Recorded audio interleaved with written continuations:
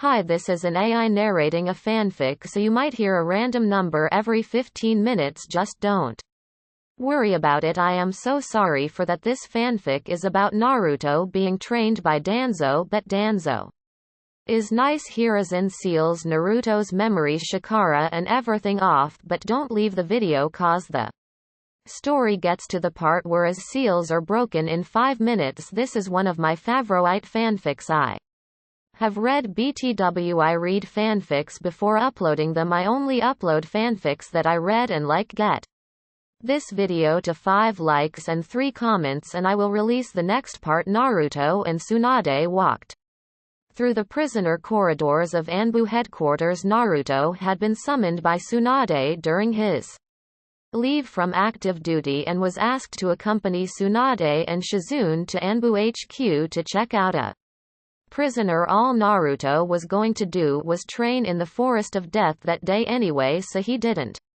really have any problems with being called out by Tsunade, but he was somewhat confused on what he was doing there, picking out his ear as he followed Tsunade and Shizune. Naruto finally questioned his purpose in their presence.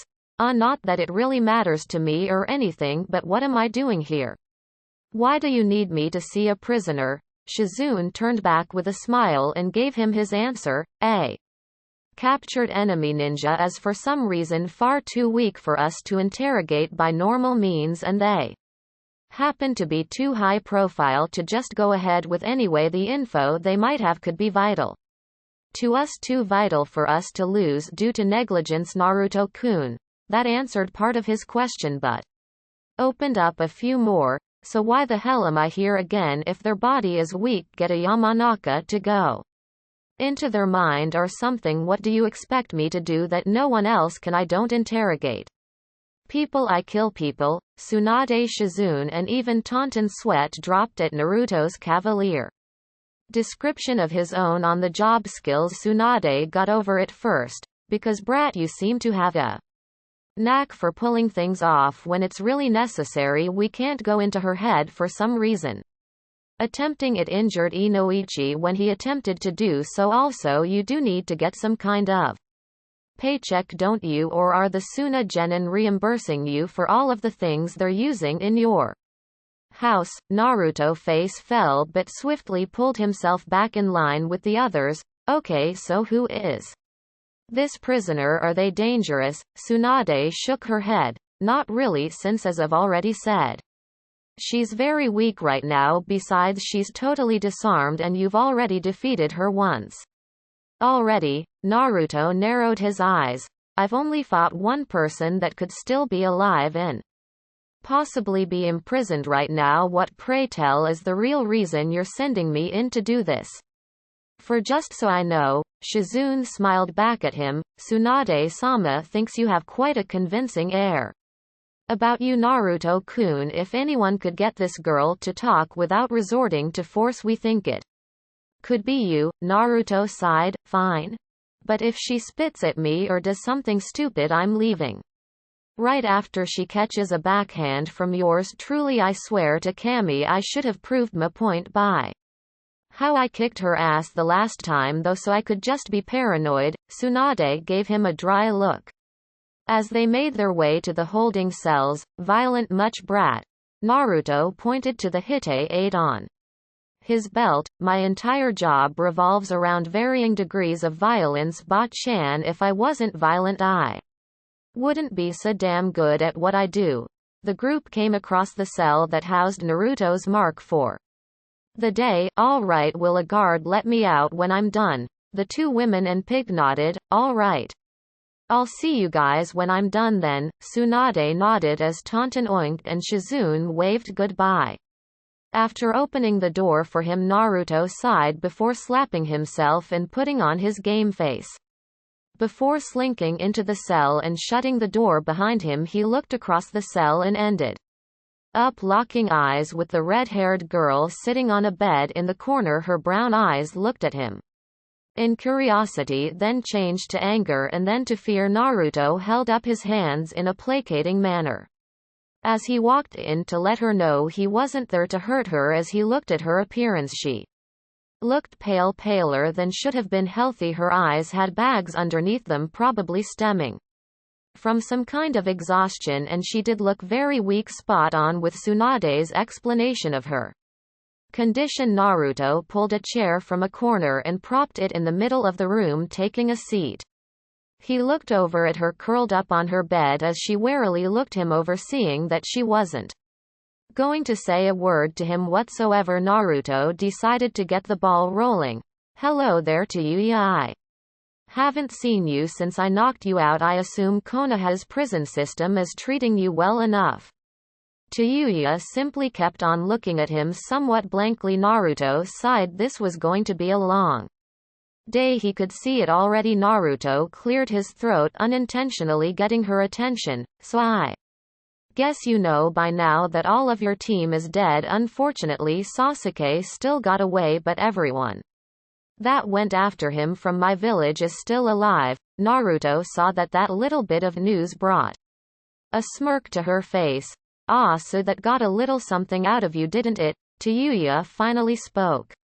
I should have known you were just for show. Kimimaro must have torn your ass a new one when you chased after him, huh? Naruto chuckled, drawing a confused look from her. Actually, I ended up fighting him until he just flat out died. I was kicking his ass, if I do say so myself. I just couldn't finish him. Her eyes widened at the knowledge that Kimimaro was dead. None of your little squad made it back, and you're the only one that survived. You can thank me whenever you'd like. Tsuyu glared at him. You think I should thank you, shithead? I'm as good as dead, you fucking moron. You should have just killed me on the battlefield. That would have been better than rotting away in a fucking detention cell waiting to be interrogated. She stood up from her bed suddenly. Orochimaru, the fucking snake. He pulled the plug on the cursed seal. I just know it. That's why I'm so weak for no reason right now. I'm dead to him now, worthless. Naruto noticed a dark bruise on her neck where the cursed seal used to be. You're going through some kind of withdrawal from the seal's power, aren't you? That must be painful. Tsuyu laughed bitterly. It fucking sucks, shithead. I feel like death right now. I guess I knew it would end like this somehow anyway. All that snake had on your village was an element of secrecy and a shitload of pawns like me to move around. I don't see how he got everyone else in that fucking place to believe they can actually take out the strongest hidden village. I knew we were fucked back during the invasion. Naruto quirked his eyebrow. You're being awfully forthcoming with the information here. What changed from before to now? You weren't talking to anyone before this. Tsuyu chuckled. Sure, if you call those misanthropic motherfuckers coming in here asking me questions that I didn't know or that I thought were too stupid to answer, talking. Then no, I wasn't talking. She shook her head pitifully. After all of the probing shit they asked me. Stuff like what Orochimaru wanted with the Uchiha kid. Naruto cut in. They should know what hell I know what he wants. That is a stupid question. She started listing things. They asked me where the main base in Ta no Kuni was. Naruto cut in again. They should know that too. I told Ba-chan that after I brought her back. What the fuck? Tsuyu continued. They asked me about how to get the cursed seal off. That bitch in the trench coat and mesh bodysuit was really uppity about that one. Naruto sighed.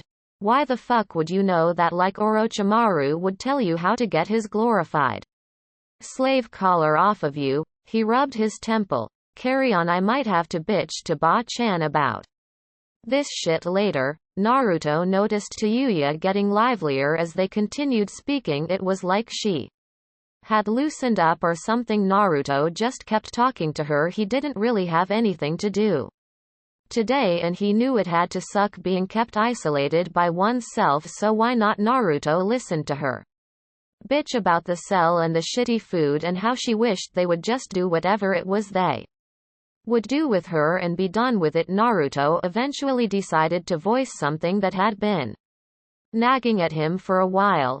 So why are you talking to me? I mean, I know I came to you and everything, But I really didn't expect to get a word out of you at all.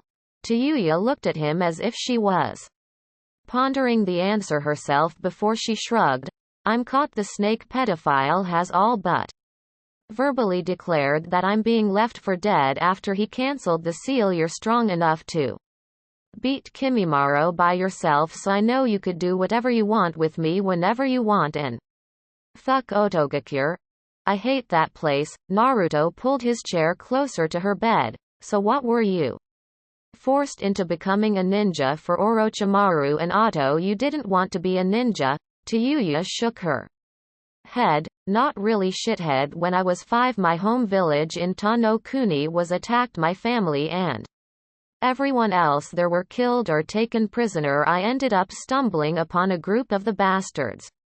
And they caught me and made me start. As far as it went, it was either learn or die, so I went along with it. And hell, if you have to do something, why not do it all the way? I was one of Orochimaru's rising elites by the time I was 9 years old. He had already put his fucking seal on me by then. Naruto chuckled, bringing her from her story. What's so funny, shithead? Naruto looked up at her apologetically. None of it. Sorry, it's just you were one of his elites for only maybe a few months. Probably by time I was caught inside of Otogakure when I was 8, that had to suck going back in. Telling him that you couldn't catch me. Tsuyu shivered involuntarily. You don't even know, shithead.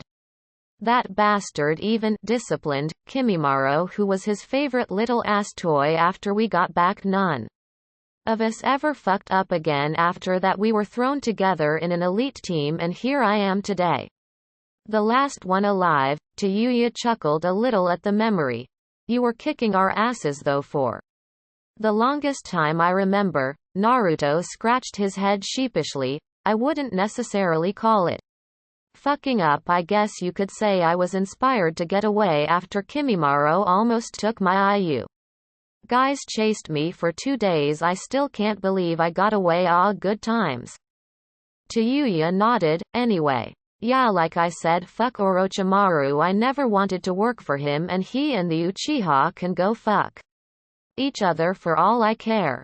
Everything that I can tell you, you already know. That Teme played his hand close to the vest. We may have been his elite bodyguards, but Kimimaro was the only one out of all of us that really ever accompanied him anywhere outside of the base in Tano Kuni. No doubt he has more, and that one cleared out the second the Uchiha kid arrived, so it would be useless to check it out now anyway. He looked up at Tsuyu seriously. So what do you think of me? We have been talking for the longest time, and you don't seem to be too pissed at all about me being here. I did capture you after all. Tsuyu sighed and laid down on her bed. Well, I haven't been tortured yet, unless you can call the crap they feed me as torture, so I don't have a reason to be not at you. This is your job. Shithead, actually no, your job is to kill, so as far as I'm concerned you could have just slit my throat, left me lying in a ditch, and kept moving after you beat me. You may be the reason that I'm locked up, but I wouldn't have hesitated to do the same to you if the circumstances were flipped. Naruto nodded. Well, talking to you wasn't bad at all. Your language is a little vulgar, but somehow I kind of like that. I'll see if I can come back later this week or something. I'm on medical leave. After your bony buddy and me made a mess out of the landscape. Tsuyu grunted in acknowledgement. Sure, shithead, you do whatever you want. It's not like they can torture me until I get over this seal crap, so I'm not going to be executed anytime soon. Naruto chuckled as he made his way to the door and gave it a knock. So I'm shithead now, huh? As an outside guard opened the door for the blonde killer's exit. Tsuyu gave him a toothy grin from her bed. Yep, later, shithead, shaking his head with a smirk on his face. Naruto shut the cell door behind him and nodded to the guard before leaving to report to Tsunade about what he had heard and done that day. XXX. After grabbing a short lunch at Ichiraku's, Naruto returned to the Hokage Tower to find Tsunade asleep on her desk as he entered. Through the window he saw her face down on her desk, paperwork stacked neatly to the side. Naruto took a second to pick up a sheet from the top and give it a once-over. It was an order form from the Anbu. Trying to get restocked, Naruto's eyes widened once he got to the part that listed the material there. Kunai were made from, man, Anbu get all of the good stuff. He placed the sheet back down and took a seat a distance away from the desk before making a cage bunshin and sending it over to her desk. The replication looked back at Naruto with a pitiful look. Do I have to? Why can't you do it? Naruto shrugged. Okay, I'll do it. The cage bunshin smiled until the original Naruto pulled an elastic from his pocket and shot it at Tsunade from across the room, hitting her right on the ear before he could even yell in fear at his creator. The bunshin was dispelled by a nasty right hand from the still sluggish Tsunade, who slowly focused her eyes on Naruto, who was waving from across the room. She blinked and allowed her eyes to focus. Brat, how long have you been here? Yawn. What woke me up? Naruto grinned as he moved closer and sat in front of her desk. A mosquito, Ba-chan, you scared the hell out of me just snapping up like that and throwing that punch. She rubbed her eyes. It felt like I hit something solid. Anyway, I assume that you're coming back from speaking with Tayuya. How did it go? He looked down at the ground. Well, she doesn't know anything that I didn't already tell you right after we got back from Tanzaku. Guy for being an elite Orochimaru doesn't tell many of his own very much. She is going through symptoms from the sudden loss of the cursed seal. I guess either you or Shizune-chan are responsible for her not being dead from it. Flat out. Tsunade nodded. It basically poisoned her system and put her into cardiac arrest a few hours after her arrival here. It was touch and go for a while, but she's still too weak to interrogate regularly, or else we risk killing her. Naruto scratched his head sheepishly. About the whole killing her thing, you think we can keep her alive? I know that she's an auto ninja and everything, but after all of the stuff she told me, I'm sure that given the option to live somewhere like this as opposed to there, she'd take it in a heartbeat, especially now. Tsunade gave Naruto a chiding look. How do you know she wasn't lying to you, brat? She is an enemy ninja. In return, Naruto gave Tsunade a dry look. Who do you think I am? I can tell when lies are being told to me. Not only did she not lie to me, she told me everything that I asked for, even the things that I didn't ask about. A grin then appeared on his face. Besides, I like that attitude of hers. There's nothing wrong with a rose having a few thorns every now and then.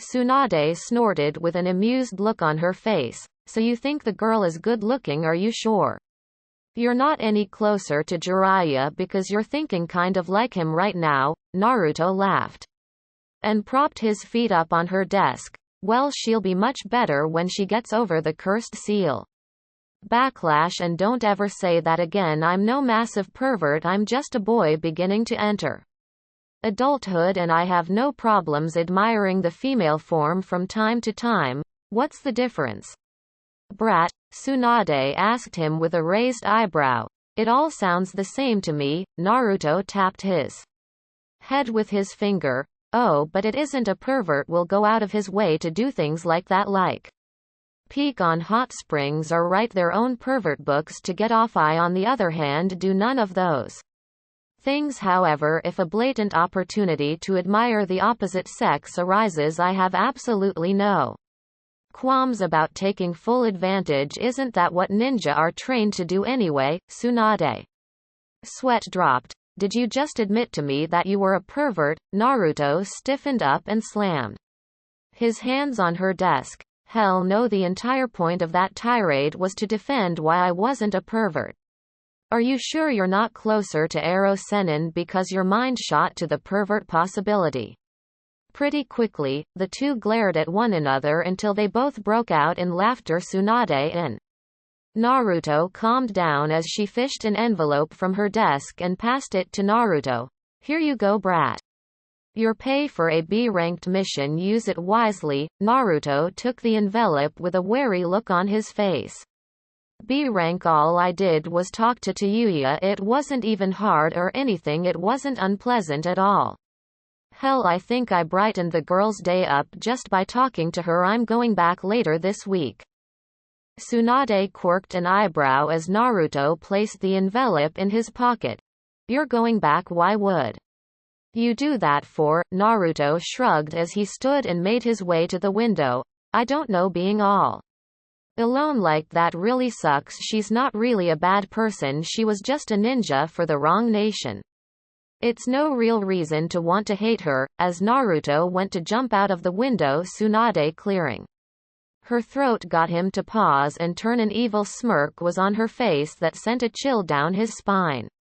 Brat, I hope you don't think you really got away with that elastic crap. She held up the offending band and placed it around her wrist. You're lucky that you're supposed to be on medical leave, right? Now just remember that. Naruto nodded slowly and jumped from the ledge, shivering slightly when he heard her chuckling evilly behind his back. XXX. After cashing his check and buying groceries for his depleted supplies, which was not too hard when compared to previous times he did so when on this occasion he said that for every $1 over the average that he was charged, he was going to break his foot off in the grocer's ass. The house guests that would not seem to leave apparently seemed stoked to be receiving the abundance of food anyway. He decided to try and get his body back into a steady condition, seeing as how he had all but fully healed from his previous injuries, and he knew no better way to get his body used to hostile environments than to head into Training Ground 44, because the Forest of Death was as close to a near-death situation as he was going to get until he got an active combat mission. Upon entering, Naruto took it upon himself to fuck with every species of wild animal he could find, from packs of wolves to birds of prey. Hell, he even tried provoking a bear. Although he did keep from going too far, like into the restricted northeast corner where all of the truly horrible things were, mostly because fighting a slew of big-ass man-eating spiders and tigers twice his size was something he felt like holding back on at the moment. He had just gotten out of the hospital, thank you, let alone the morgue, so he had been jumping through the woods, getting some exercise and generally running amok amongst the wildlife to satiate his innate desire to generally cause havoc in an unrestricted environment, to get his legs back under him. Landing on the forest floor to take a short breather, a small burst of killing intent was his only warning before a kunai passed by his face, cutting his cheek to bring about a strange feeling of déjà vu. He dabbed his cheek and sighed. Anko-chan, come on out. Anko stepped out with a kunai in her grasp and a look of anger on her face. Don't Anko-chan me Gaki, I know you interrogated that Oto Kunoichi today. I also know that you didn't even bother asking anything about the cursed seal, or more specifically how to get it off of me like it was for her. Naruto was immediately put on the defensive as Anko came in attacking. He was forced to dodge the striking attempts from her kunai while trying to calm her down. Anko, calm down, you're being stupid. Anko caught him in the body with a hard kick that sent him flying backwards into the trunk of a tree.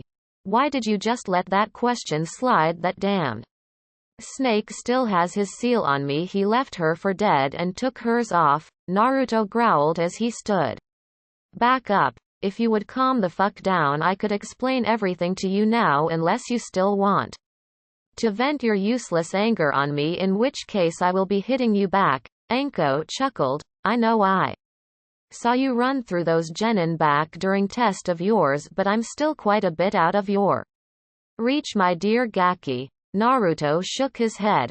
I know you know about the retrieval mission, so I have to ask you, what the hell makes you think I can't beat the shit out of you? Anko, why would you try this on me? You can't scare me. I did nothing to you, and any threat that you even try following through on, I'll make you pay for it myself. Fuck disciplinary measures. Anko narrowed her eyes at him. All right then, Gaki, I was about to sit and listen to what you had to say, but now I think I'll rough you up a bit just out of principle. Naruto slid into a stance. Don't think it will be that easy. Of course I should thank you, though the wolves and the bears were getting kind of easy to take down. You should be able to get the old blood pumping. Anko licked her kunai. I'll get your blood flowing, Gaki. She then threw the kunai at Naruto and headed in to engage him up close. Her taijutsu Anko took quick, precise jabbing thrusts at Naruto that he was forced to parry or suffer due to the nature of her attacks. Anko went for the least guarded areas on his body, aiming at his neck, his eyes, even his groin. He really didn't like that last one, as evidenced by the return kick he gave her right back in the same area after one of Anko's attacks landed low. Both broke off, holding themselves below the belt, doubled over in pain. What the hell, Gaki, you don't hit a lady there. Cough. What's wrong with you? Naruto backed away, inhaling sharply. You punched me in my junk. It was a reflex, and besides, just because you're a girl I'm supposed to hold back. It's not like you women ever guard that spot in a fight anyway, so why the hell not? It's open. Anko growled at him and thrusted her arm out. Senejashu, hidden shadow snake hands. As a mass of snakes flew from Anko's sleeve at Naruto, he reached for the sword on his back only to pull out his broken ninjutsu. Naruto sweat dropped just as the snakes hit him dead on and constricted around him. Anko's face took on a victorious look as she loomed over him. All right, Gaki, playtime is over. If you try to move, these snakes will bite you and they are poisonous. She then pulled out another kunai. Now that you're all tied up, we're going to have our little discussion about what exactly you need to ask about next time you see that Auto girl. Naruto looked at his scaly bindings and chuckled. This is all you've got? I'm immune to all of the stuff that your snakes could have. Naruto had already built up an immunity to certain poisons as a precautionary measure before his mission to Otogakure years ago. All of the snakes from the jutsu Anko just used were among the first poisons that he ended up getting over. He began shifting around, and true to her threat, Anko's snakes bit into him. She gasped. She didn't mean to kill the brat, just rough him up a bit. That gasp soon turned to another as he broke the snake's hold on him. Upon standing, he looked at Anko's slack-jawed face. What? It's not like they were constrictors or anything.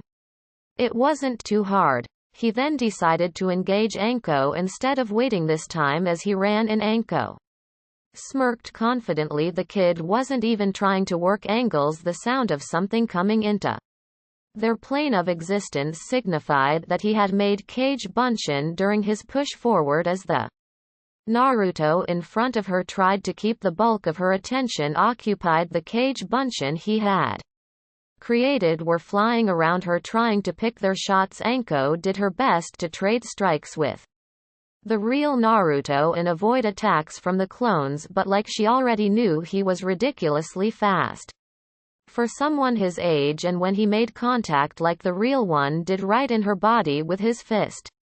When the kid hit, it hurt. No 13-year-old kid should hit that hard. The one punch from Naruto would have sent Anko flying had he not grabbed a hold of her arm and pulled her back roughly. She almost wished that he had let her fly backwards, as when he pulled her forward he smashed her in the ribs with a knee before stepping out of the way for one of his clones to drop a flying kick from behind on the back of her head. Anko was sent sprawling forward onto the ground and quickly made her way back to her feet to see all of Naruto's clones crouched in front of the real one ready to react. Naruto crossed his arms and stared out at the purple-haired snake summoner. Are we done, Anko, or do we keep going? Because unlike you, I have absolutely nowhere to be for the rest of the day. Anko gritted her teeth and tossed a kunai right through the Bunshin wall to hit the Naruto within only two. Watch it go up in smoke as all of the Bunshin dispersed. Naruto's disembodied voice rang out from the Trees. Now that wasn't nice, Anko. I just wanted to talk. You want to know why I didn't ask about your cursed seal, right? She looked around rapidly for any sign of the scarred blonde. Yes, why didn't you? If she could get hers off even unwillingly, then Naruto cut her off, because she doesn't know anything about it except how to use it, and Orochimaru may be a genius with ninjutsu, but he's not as good with fuinjutsu as you think he is. Why do you think he tested his seal on you and didn't just put it on himself? The detriments were too great. He didn't even research a way to take it off of a recipient until he came up with the seals for the sound for Kimimaro and Sasuke. He can't remotely deactivate yours like he can for the others, because yours was made before he was any damn good at making them. There's a reason yours is the first. Anko shut her eyes tightly. So there's really no way to get it off of me. I didn't say that. Anko's head snapped up with that nugget of news. You know how to do it. How? A sigh came from her surroundings. I don't know yet. I'm starting to get into fuinjutsu, and every seal can be broken. From what I've read, there's just a trick to them all. Orochimaru has something that I need in order to get a good read on what to do with your seal. I have a question though. Has anyone ever put Fuja Huan evil sealing method on you? Anko blinked, forcing another sigh out of Naruto. God damn it, what is wrong with this village? All right, find Kakashi or something and ask him to place it on you. It should help at the very least until I can think of what to do with it. It could take me years to find out how to break your seal. Anko turned around as Naruto came striding out of the brush. Wait, that didn't work. The Uchiha brat had that on him and it broke. Naruto snorted. That's because his dumb ass was the one who broke it. The seal is dependent on the will of the recipient. He wanted to use the seal. You don't. It's that simple. He got drunk off of the power boost and called upon it. You just want the damn thing off. The fact that your model is shoddy when compared to the others means that he can't slip subliminal messages through to you to influence you either. Naruto turned to leave when Anko called out to him, wait, Gaki, how do you know so much about these seals? The Uchiha is the only person you knew that had one, and he didn't know a thing about it. Naruto turned back with a smile. That is a secret. Some things should just stay buried. In some instances, Anko, you'll never find out why, because only 4 people alive in this village know, and they aren't very talkative on the matter. One might be, but you have to narrow down who it is first. Later, Naruto then proceeded to shunshin out of the area, leaving Anko alone. XXX. Naruto slinked back into his apartment later that afternoon before flopping face first on his couch. Much to the amusement of the Suna kids, who were still there, Kankuro snorted in laughter as he saw Naruto's disheveled form collapse on his couch. Long day, kid. Naruto rolled over and gave him a dry stare. Why are you still here? It's been a week. He picked himself up into a sitting position on the couch. And where the hell are Gaara and Temari? Kankuro opened a bag of chips from Naruto's freshly purchased groceries and sat on another couch. I don't know. Temari said she was going shopping and Gaara left to go do Gaara stuff. Naruto nodded as he was facing the TV before something clicked. Wait, shopping? How can you shop without enough money to even get a place to stay? Kankuro was sweating bullets after Naruto noticed his mistake.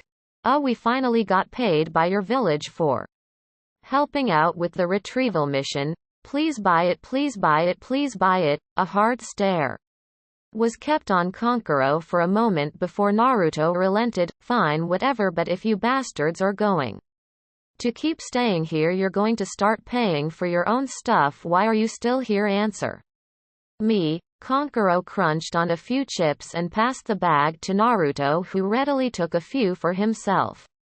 It's one of the conditions of our treaty with your village. We must lend out a genin team to help with manpower issues, and we ended up being the selected team since we're already here anyway. Naruto rolled the bag up and stood to head back towards the cabinet he remembered placing them in at first. Alright, you guys can stay here for as long as you like, the company isn't that bad and my roommate is cute. Things could have been worse, all things considered. Kankuro shook his head amusedly. You starting to dig my sister Uzumaki? You'd better watch yourself, kid, don't overstep yourself on this one. A chuckle came from Naruto as he sat back down. I hope you're not threatening me like Gaara did in Suna. I'm just saying she's hot and she's sleeping with me in my bed. To just straight jump from having no visitors in your house for years to having Sabaku no Tamari sleeping in your bed, it's definitely a noteworthy step up for some random orphan kid. Kankuro nodded. I wasn't really threatening you, kid. I'm sure Gaara handled that already. He's been getting protective over her lately. It's kind of funny to see. Before they could continue, a knock came at Naruto's door. Naruto rose to greet whoever it was before narrowing his eyes upon discovering the identity of the person filling his door frame. Ero Sennin. Jiraiya gave Naruto a serious look. Naruto, I need to speak with you. Can we go somewhere? Naruto turned to head back inside and returned to his seat on the couch. I just got home after a few hours in the forest of death. I just got groceries. I'm hungry and tired. I'm not going anywhere. You can tell me here. Jiraiya sighed and walked inside. You mind if I had a seat myself? Naruto simply pointed to an open chair and sat down. Kankuro and Naruto looking at him. Kankuro thumped Naruto on his shoulder and whispered to him, you know Jiraiya of the Sannin kid? Who the hell are you? Naruto brushed the older puppeteer off of his shoulder and let Jiraiya get settled before he spoke. All right, Ero Sennin, what do you want with me? I thought I told you that the only thing keeping me from actively pursuing your head was that you're too elite for me to try to kill and that you're too useful to Konoha. Jiraiya frowned. I know that, Gaki, but there are some things that you need to know. Orochimaru didn't take Sasuke's body, he had to take a different one before he could arrive, and now has to wait 3 years before he can try again. Naruto nodded. At least something decent came out of that mission. So 3 years to find the snake and kill him and his vessel before things go to shit. It's almost easy. Jiraiya had to chuckle at how Naruto narrowed down the situation. Well, not only that, but do you remember Itachi and his blue buddy from a while back? Naruto nodded. It's kind of hard to forget meeting and fighting Itachi Uchiha, the group that they happen to be a part of Akatsuki. They have also ceased operations for the time being, just about the same time frame as Orochimaru. Naruto let out a short laugh. Well, I don't really give a damn about the Orochimaru thing. I just care for the sake of the fact that I'm going to be involved somehow. But the Akatsuki thing, hey, if they want me, I should tell Gaara too. They'll probably try something on him as well, right? Jiraiya nodded. About you though, I want to take you on a training trip to get you ready for what is to come. You need to be ready to take down S rank level ninja within 3 years' time. Kankuro's eyes widened as he again turned to Naruto. Kid, who the hell are you who deals with this kind of crap and doesn't even flinch? He points out at Jiraiya. He's sitting here telling you a group of S-rank criminals are after your head and you just shrug like it happens every day. Naruto looked at Kankuro and shrugged. Meh, if you start every single day expecting the worst, you can only be pleasantly surprised. Jiraiya and Kankuro's sweat dropped as the older man spoke up. That's pretty morbid, Gaki. Naruto snapped icy blue eyes back onto Jiraiya. I'm sorry, I guess the day before you found me I should have been thinking that someone like you would just let me be, or at least let me wake up before you took drastic measures. Jiraiya looked at the ground. Damn it, kid, how long are you going to hold that over my head? I know it was a mistake, I knew it the entire time it was happening, but it was an order. If nothing else, you can at least understand That right, Naruto sucked on his teeth.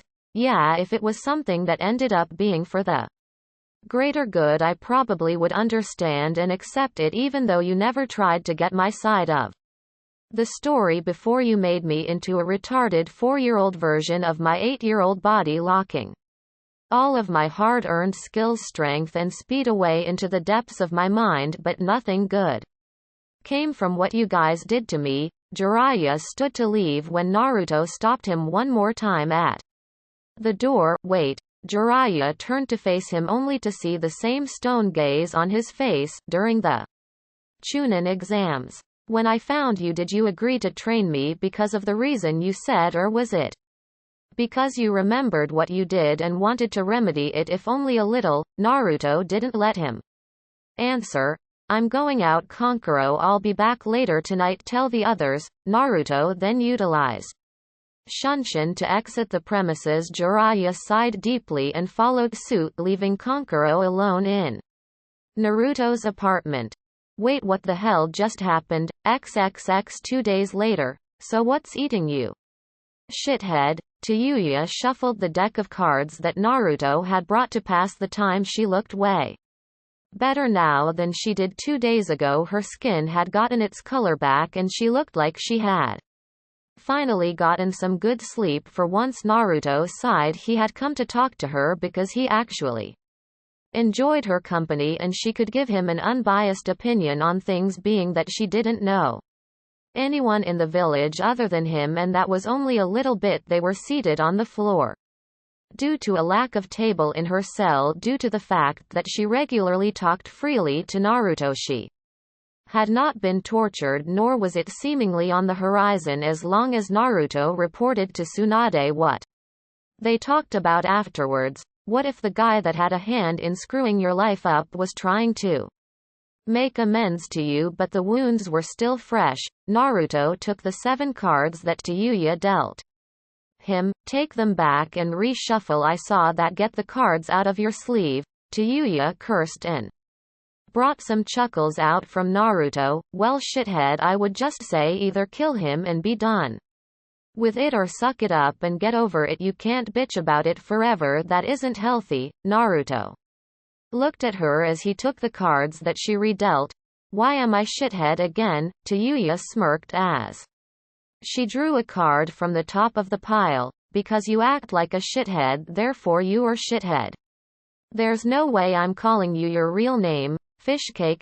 Naruto watched her place a card down in the pile and took to drawing his own card. Sure Tayuya, I guess I'm shithead then, so you think I should just get over it just like that? Tayuya nodded as she looked over her cards. Yeah, I mean, is being angry at whoever it is you're talking about actually doing anything for you? Naruto grinned as he finally threw down a card. Yeah, it makes me feel a hell of a lot better about being me, that's for sure. Tayuya flicked a discarded card at Naruto's head, catching him flush in the face. I mean, is it doing anything practical for you? Obviously not, if that was the first thing that you told me. You told me it was an order from the last Hokage. No one is stupid enough to go against their superior's word, especially someone that high up in the food chain. You got sealed. I understand if it was me I would have killed him, but you're apparently nicer than that, and holding grudges really doesn't seem like your kind of thing. Naruto grunted as he picked up a card from the discard pile and switched it with his own before laying down a spread of 3 of his own cards. Fine. I'll try. I guess he isn't going to leave me alone now after what he just told me the other day, so at least tolerating him would be in my best interest, especially since I can't just beat his ass to make myself feel better. He's still out of my league. As Tayuya dropped another card, Naruto smiled while picking it up and laid the rest of his cards down. I win. Tayuya-chan, the aforementioned girl raised an eyebrow at him curiously. Tayuya-chan, since when am I a fucking chan? Naruto gathered up the cards and remade the deck before standing to exit. Since I became shithead, take care. Tayuya-chan, I'll see you soon. Stay cooperative and I'll see what I can do for you. Tayuya flipped him off. Fuck. That Tayuya-chan shit and fuck cooperating too. Naruto shook his finger at her at the door. So you say, and yet you're as docile as a lamb from what I've heard and seen. Naruto quickly left the scene. Just as Tayuya started shouting at him, get me out of here and I'll show you how fucking docile I am.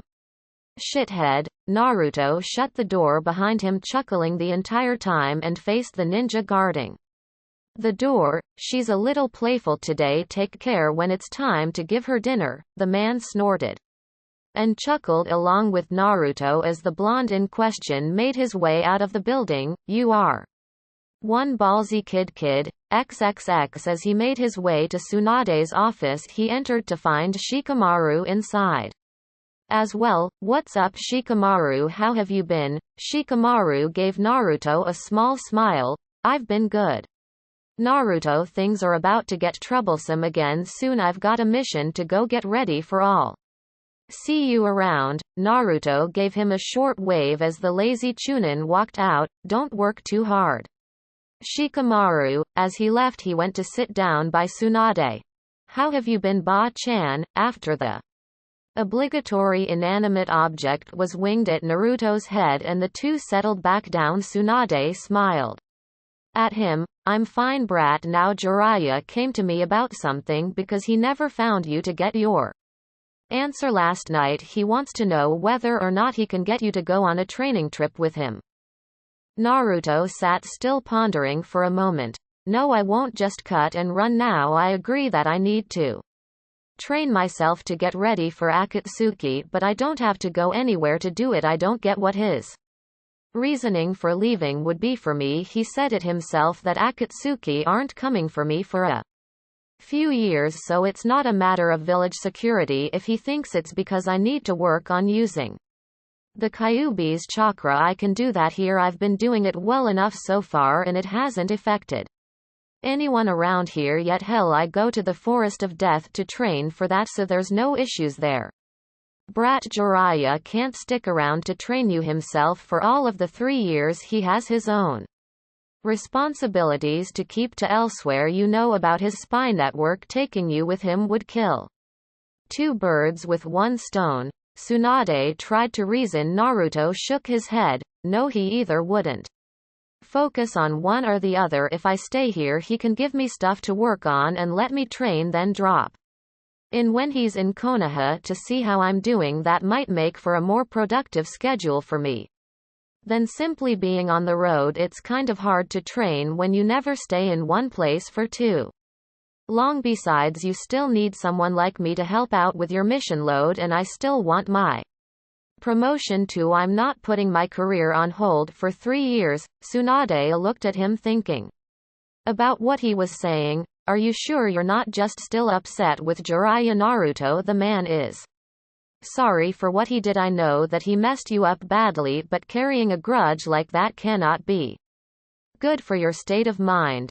Naruto waved her off. I'm still pretty pissed off, but I'm not going to go Uchiha Teme on him over the whole thing. It'll take a while, but at the very least I can try and let him back in. He seemed to genuinely want to train me when we were looking for you. He's trying to make up for it. At least tell him everything that I just told you. I'll see you later, Ba-chan. Much to Tsunade's chagrin, before she could stop him, Naruto shunshined out of the room, making a mess out of the papers on her desk. Damn you, brat.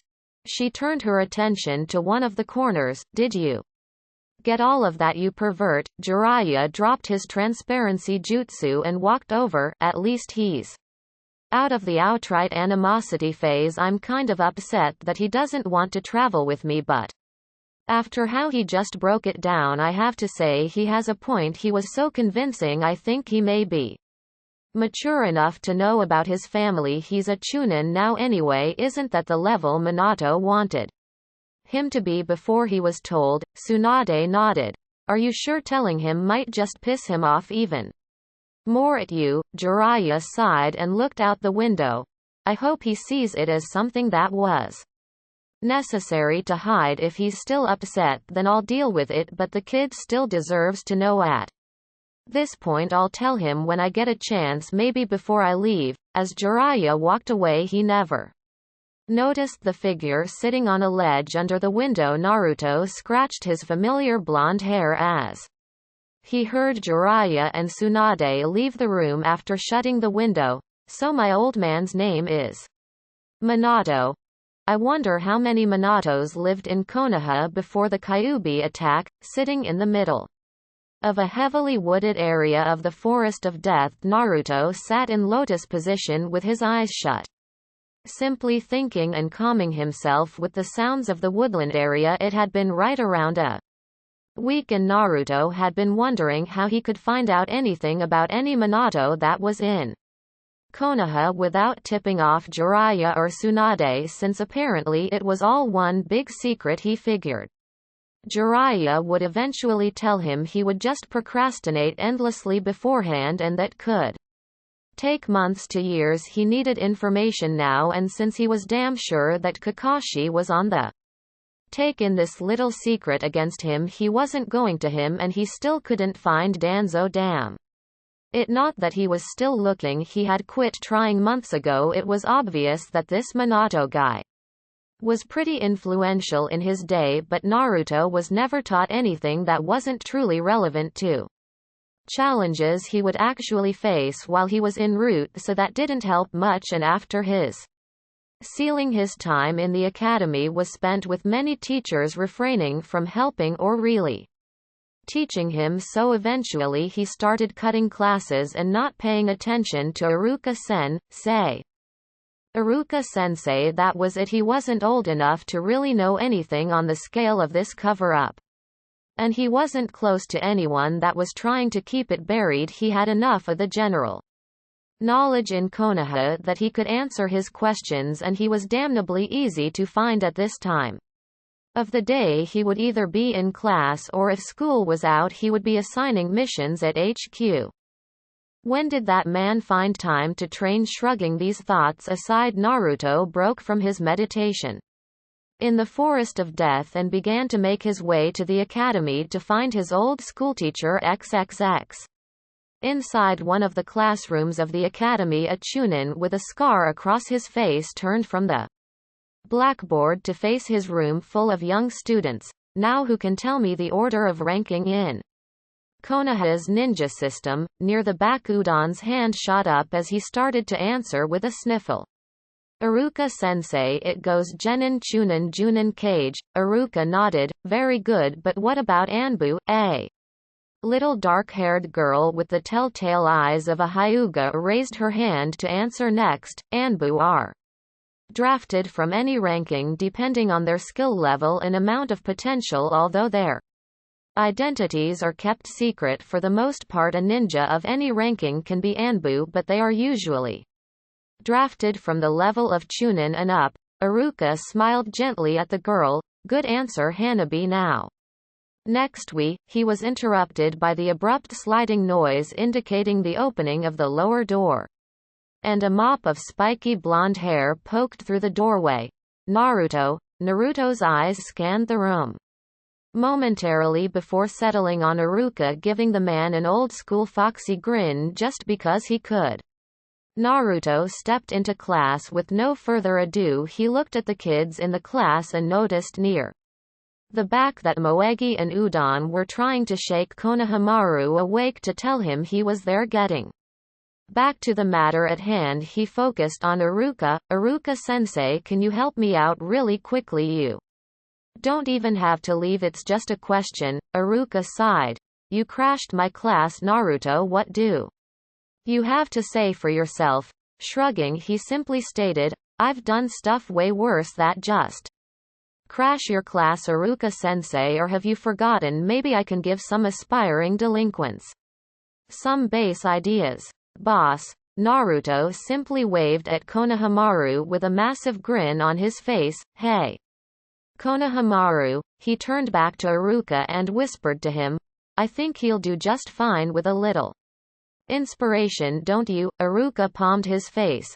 "Please don't make an army of pranking underlings, Naruto. I had enough problems with just you, and now you're all souped up and super strong now. Which Can only make matters worse. I can only imagine what anyone you apprentice would come out like you.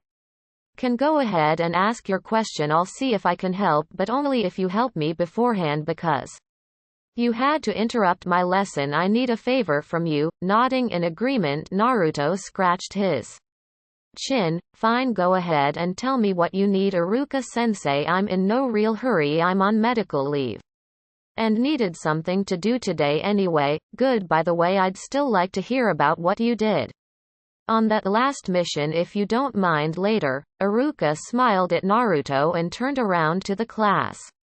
"Alright kids, today I'm going to give you all a little treat. I'm going to break off from the lecturing for today and give you all a chance to ask questions to an active Konoha shinobi." The children in the class started buzzing over talking to a real shinobi that wasn't Iruka. Naruto blinked in surprise. "Iruka-sensei, are there any questions that I can't answer?" Iruka shook his head. "No Naruto, this is for their benefit so they can ask whatever they want. That isn't a problem, is it?" Naruto shook his head and Iruka turned back to the class. "Okay, today we have Naruto Uzumaki here to speak with you. This was an on-the-fly kind of thing, so let's go with it." Naruto moved to Iruka's desk and sat down on it while he overlooked the classroom. "Alright, none of you know me or have ever even spoken to me except Konohamaru Udon and Moegi. Raise your hands and I'll call on anyone with a question." As hands shot up all over the room, he saw a little brown-haired girl near the front and pointed to her. "You shoot." She lowered her hand and smiled nervously. Uzumaki-san, I know that there are ninja that specialize in certain things like taijutsu or genjutsu or things like that. What kind of ninja would you say you are?" Naruto took a moment to ponder the question. "I specialize in killing my opponent." Ignoring Iruka slapping a palm over his face again, he elaborated, "I don't know any genjutsu, just how to dispel even the toughest ones. If I ever come across any, I'm very good at taijutsu, but I know people that are way better at pure hand-to-hand combat than me. I would say that I'm a ninjutsu specialist, but I'm still learning a lot of tougher ones. I'm decent at kenjutsu, but not as good as I would like to be. As I've learned recently, I'm very good at stealth techniques, but I can't really utilize that skill with my current rank yet." He shrugged his shoulders at her question. "I don't specialize in any single facet of being a ninja, but I'm at the very least passable in all of them. If your aim is to be a powerful shinobi, you should all keep that kind of mindset. Over-specialization can get you killed. I know at least 2 Junin that I can beat right now because if I neutralize what it is that they're best at, they can't beat me. Specializing isn't really a bad thing, just make sure that everything else is at least up to snuff." Iruka's eyes widened as he heard Naruto's explanation of his skills. He was about to tell him to be serious about the situation, but as he watched Naruto's facial motions and how he spoke, he realized that he was telling the absolute truth. This wasn't empty boasting, it was a tested fact as far as Naruto was concerned. "I've heard he was that good from others, but is it really that true?" The kids raised their hands again, and this time Naruto pointed to a boy with close-cut hair. "When is the last time that you killed someone?" "Uzumaki-san." Naruto scratched his chin. 2 weeks ago on my last mission I killed like 3 people. Well, 2 people, one of them just died in the middle of the fight. I didn't finish him." Next question. Udon raised his hand and Naruto nodded to him. "Why do you call Iruka-sensei sensei boss?"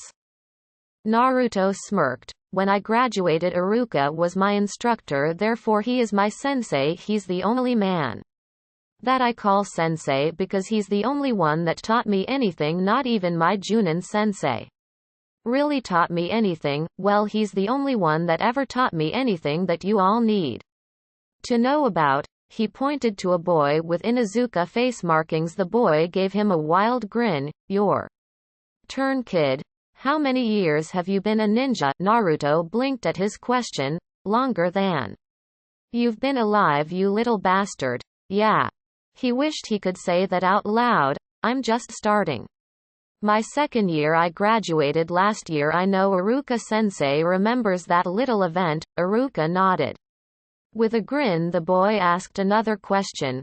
Why is the sheath on your back empty? Are you too broke to afford a sword? His question got a series of laughs from the people around him. Naruto glared at the kid. When you use a sword to attempt to cut grown men in half, it sometimes gets broken in the line of duty, in which case you then have to get it fixed. You little motherfucker, it's in the shop. I'd be glad to introduce you to the sharp end of it when I get it back. Shit, Naruto, stop cursing in my classroom before I kick you out. Iruka fumed at him. Naruto turned to Iruka with a fake angry look. Iruka-sensei, you can't say shit in front of the students. What the fuck? Naruto chuckled while Iruka was sputtering nonsense and pointed up to Konohamaru, who he had intentionally been ignoring to piss him off. All little kids are so easy to annoy. Go ahead, Konohamaru. Konohamaru's little glare was a thing of the past as he gave Naruto a toothy grin. Why didn't you tell me you got promoted?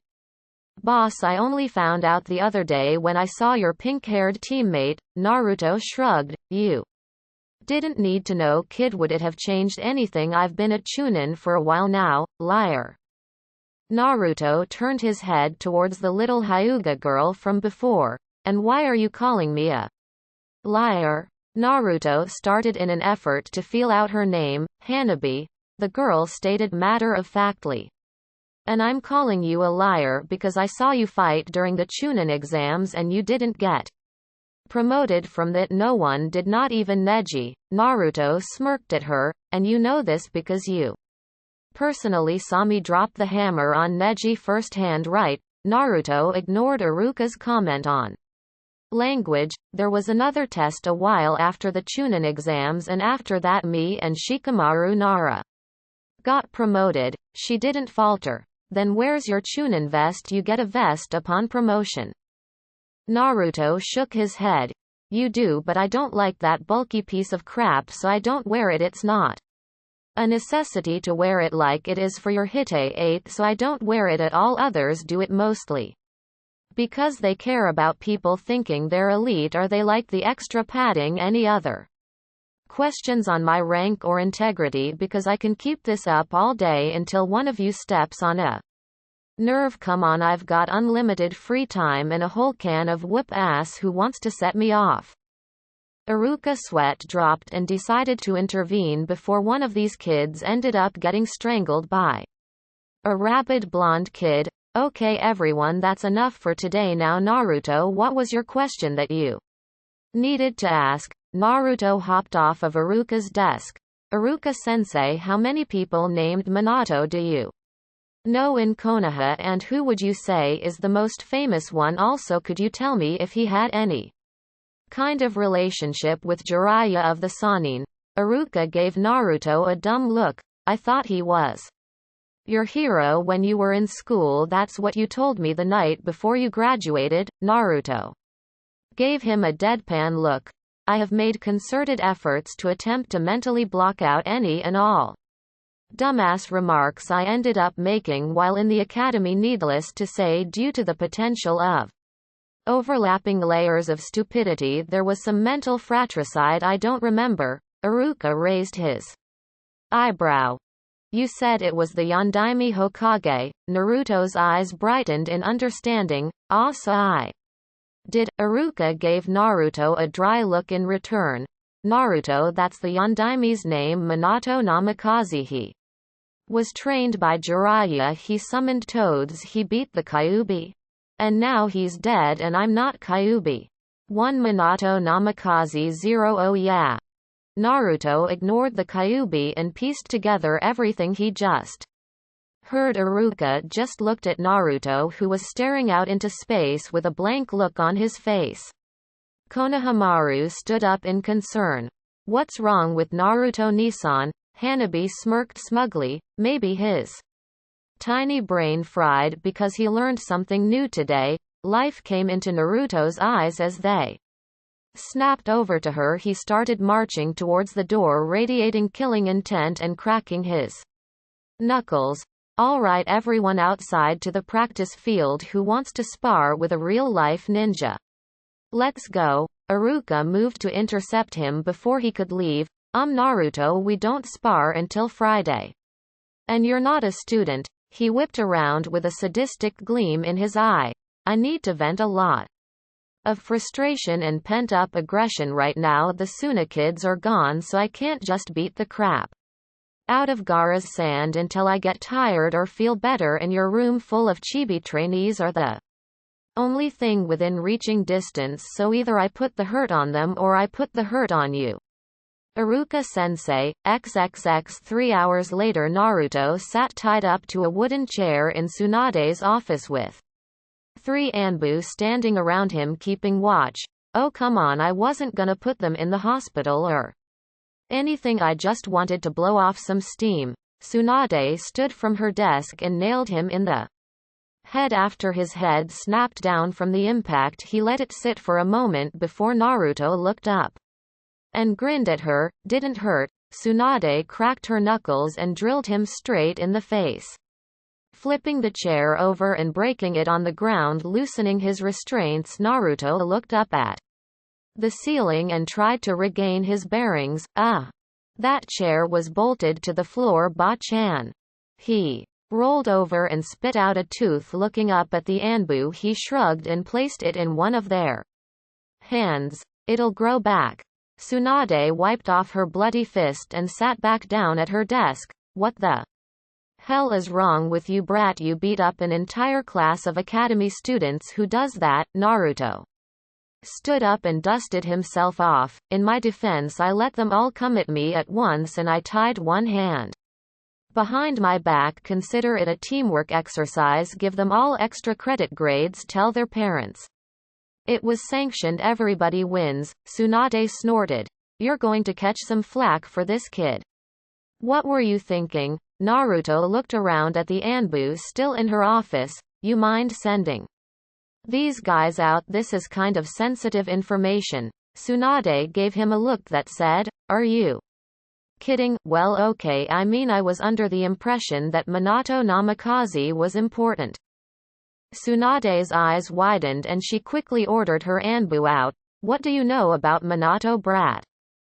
Instead of flat out answering, Naruto stood and made his way to the wall that had pictures of all of the Hokage in order from 1st to 5th. He stopped in front of the picture of the Yondaime and stood next to it looking out at Tsunade.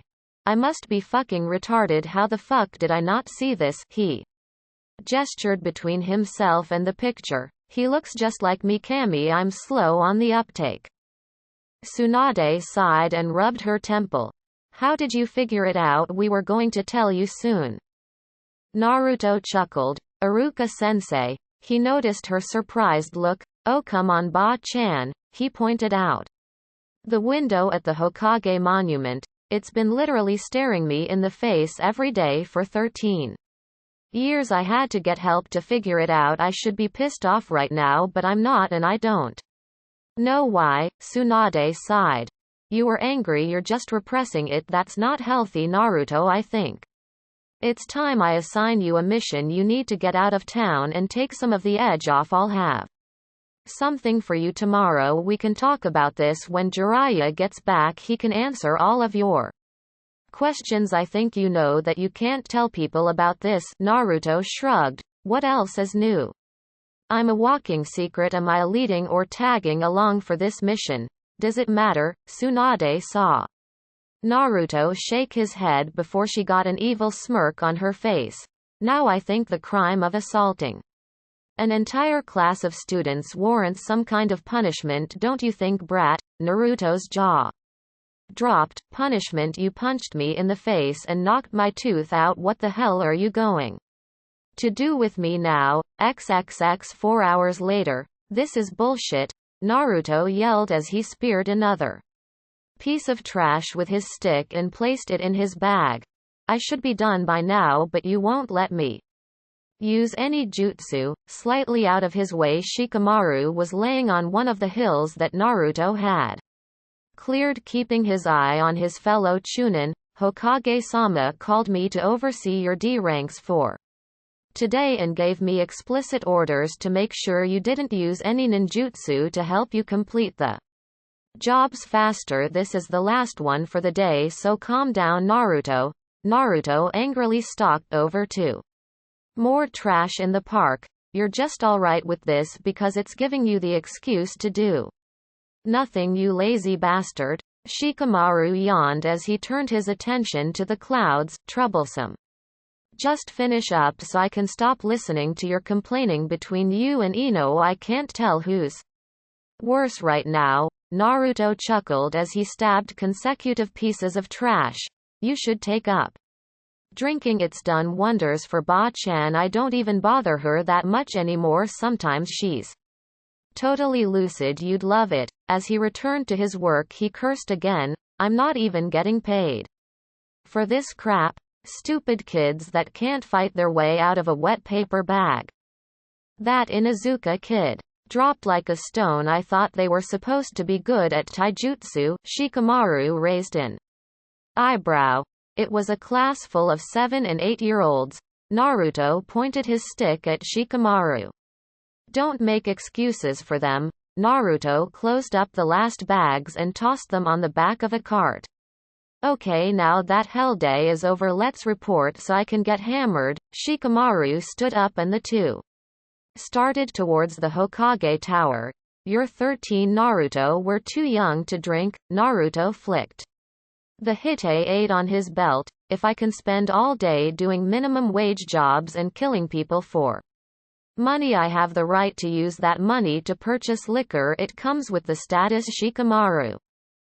Troublesome. Shikamaru shook his head as they continued their walk to report into the mission table. XXX. Naruto leaned on the counter of the weapons shop owned by Tenten's family while he waited for someone to appear to help him. Hello, Naruto. Naruto lifted his head to see Tenten entering the shop.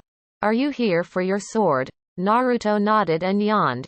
Yeah, what did you just get back from team training? Tenten nodded as she went behind the counter to talk with the scarred boy. Yep, guy and Lee said they saw you painting a fence. Why are you doing D-ranked missions? You're a chunin now. Naruto smirked. I beat up a class full of kids at the academy and the Hokage made me do a ton of them. It was great while it lasted. They shouldn't have been talking shit. Naruto noticed a brown-haired man coming from the back, wiping his hands off. So Mr. Tenten's dad, how long do you need my sword for? I have a new mission to go on tomorrow. It's the broken ninjutsu. Tenten's father reached down behind the counter and picked up a wrapped bundle before placing it on the countertop. You paid when you dropped it off, right? Naruto nodded and pulled out a written receipt. All right then. She's all yours, kid. Naruto grinned and picked up his sword, testing it out somewhat before sheathing it on his back. Ah, I missed this thing. Thanks a lot, sir. It's like it never even broke at all. Tenten's dad nodded and headed back to the back. Tenten pointed at Naruto chidingly as a smile came to her lips. Don't go breaking it again, Naruto. I don't want to see that thing back in here in pieces. Naruto scoffed.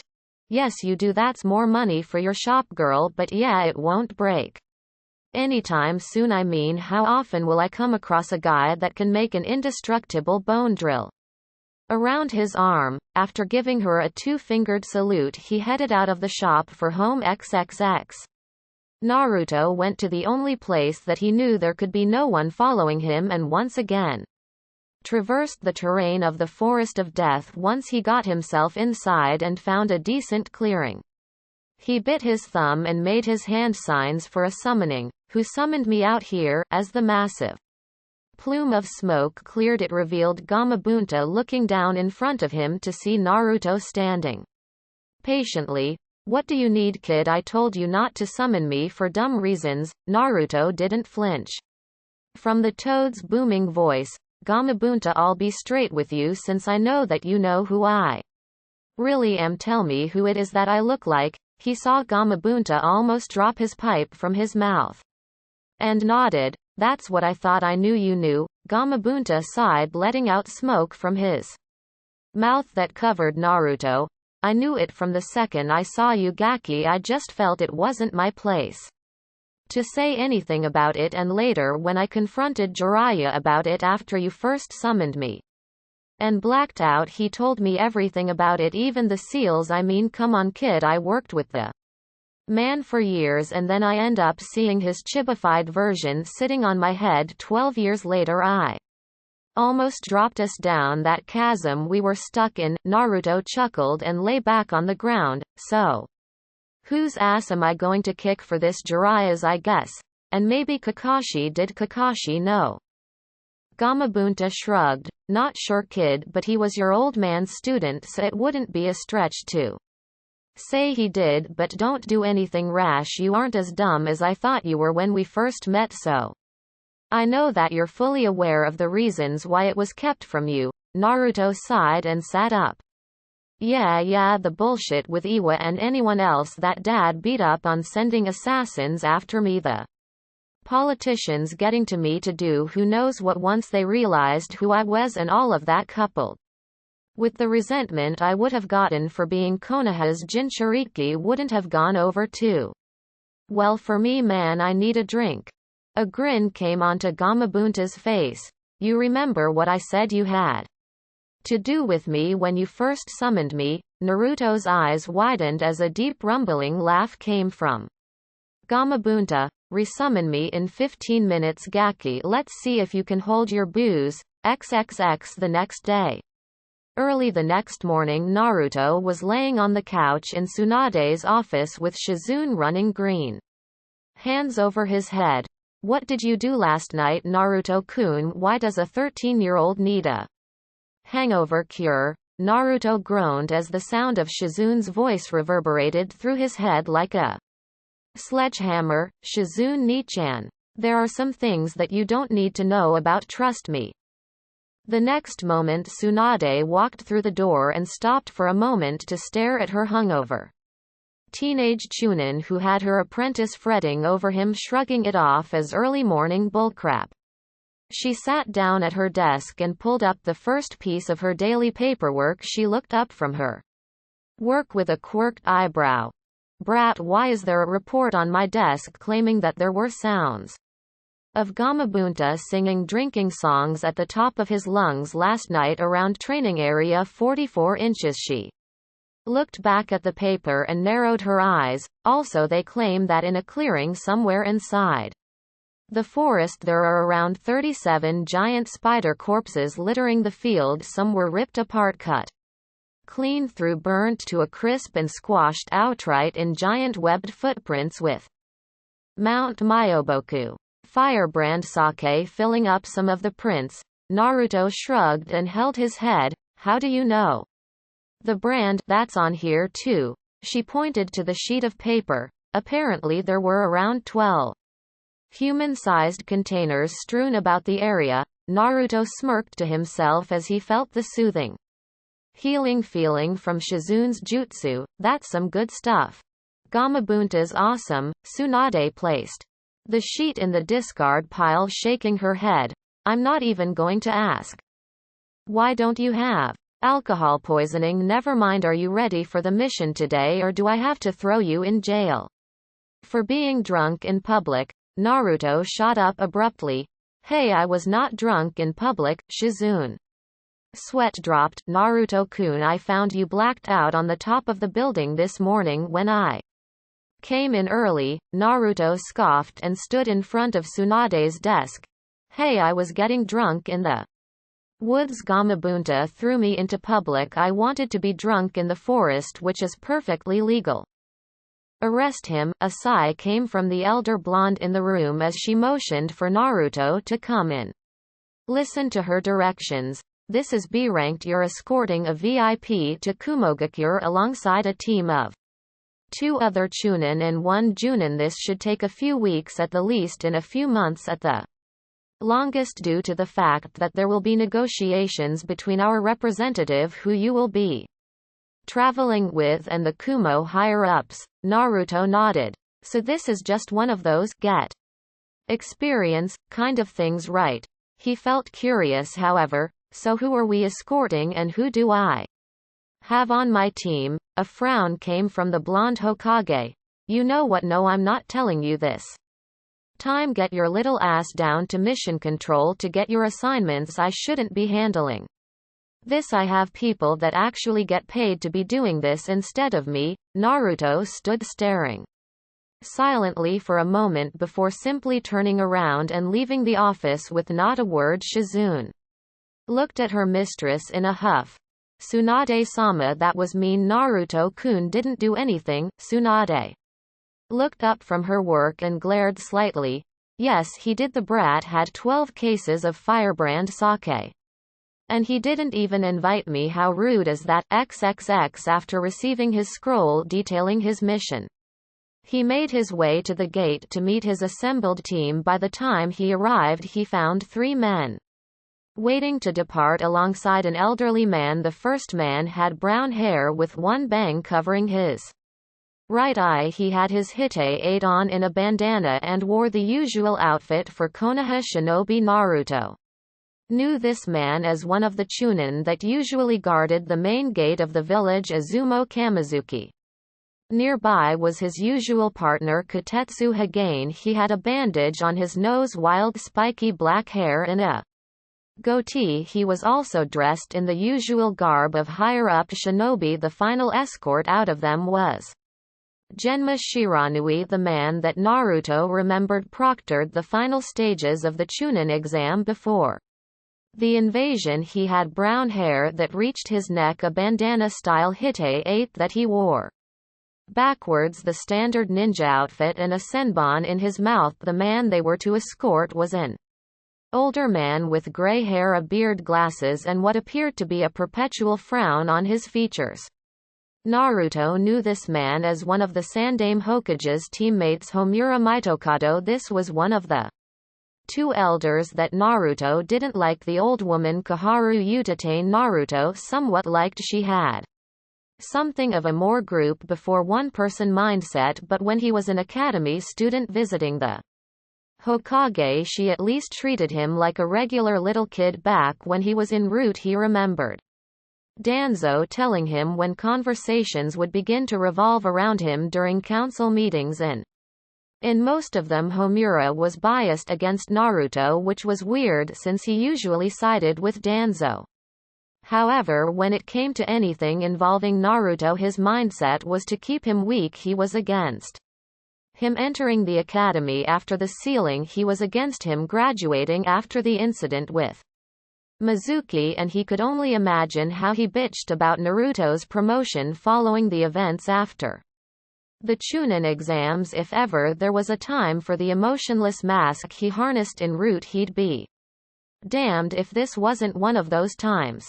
Hopefully he wouldn't have to speak to the old man. Naruto walked up to the only Junin out of the group, Genma, to report in. Chunin Naruto Uzumaki here for escort mission to Kumogakure. Genma turned a lazy glance to Naruto and smiled as he remembered exactly who it was. Good to see you again, kid. So you're the last member of my team, huh? The 2 elder Chunin smiled when they saw their young scar-faced companion. They headed over to Genma and Naruto while Kotetsu waved to him. Hey Naruto, you're coming on this mission. Naruto let the emotion seep back into his eyes when he saw how casual the others were being with him. Yeah, I am. Are you too actually doing something other than watching the gate for once? When was the last time you two even had a mission outside? Kotetsu groaned as the bane of his existence, guard duty, was brought up. Don't remind me, kid.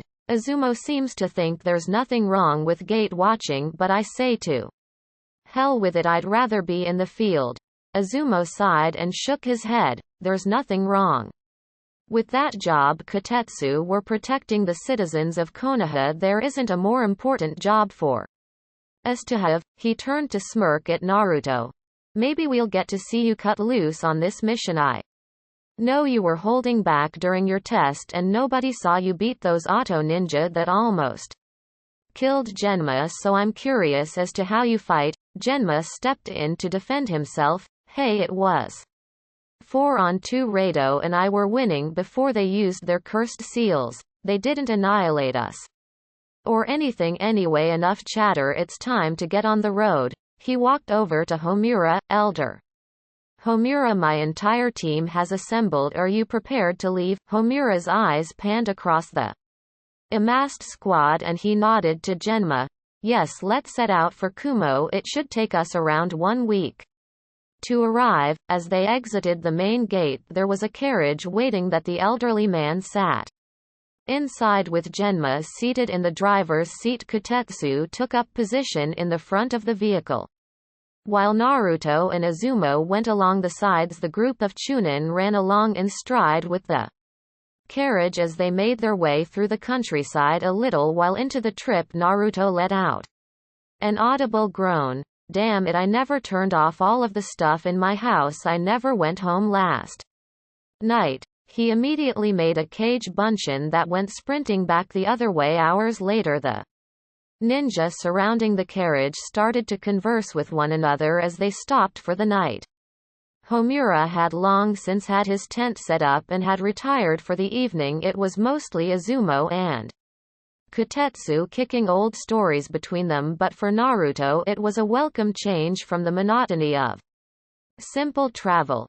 Hey Izumo, do you remember back in the academy when we made those fudgesicles out of dog shit and one of the senseis ate one? The man in question snickered at the memory when he recalled who else was in attendance. Hey Naruto, how did you pull off painting the Hokage monument in broad daylight? You hadn't even graduated yet and you got past everyone and outran all of the ninja sent to chase you for like an hour. I guess I was subconsciously drawing on some of my training in Root when I did that. I seem to have done that a lot. Naruto shrugged. I've done better things than that since then. You guys know about all of the stuff that happened the week before my test. Genma decided to speak up from his position on top of the carriage. Everybody remembers that there wasn't anyone that knew somebody that got away untouched during that whole thing. Are you saying you did that stuff? Naruto grinned and chuckled. Well, when you put it like that, it seems like you don't believe me. Kutetsu almost choked up. Wait, you did do that? How the hell did you go about doing that?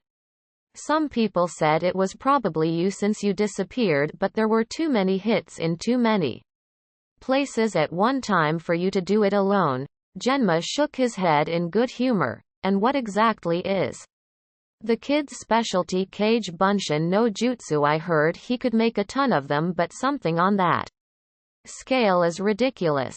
Naruto waved it off. Oh, it was all in good fun. Everything I did didn't leave any major property damage and at the most required a few good minutes of work to remedy. Izumo chuckled. You seriously pissed off the Hyuga clan with that flashbomb stunt? That was truly priceless. Genma looked at the group of Chunin under his command. Naruto, we don't know too much about you except for the little bit of you we've seen, and I don't like going off of gossip, so why don't you tell us a little about yourself? Why did you want to be a ninja in the first place? Frowning slightly, he thought about what he should say. Well, the reason I became a ninja shouldn't really be too surprising considering how I used to be. He scratched his head.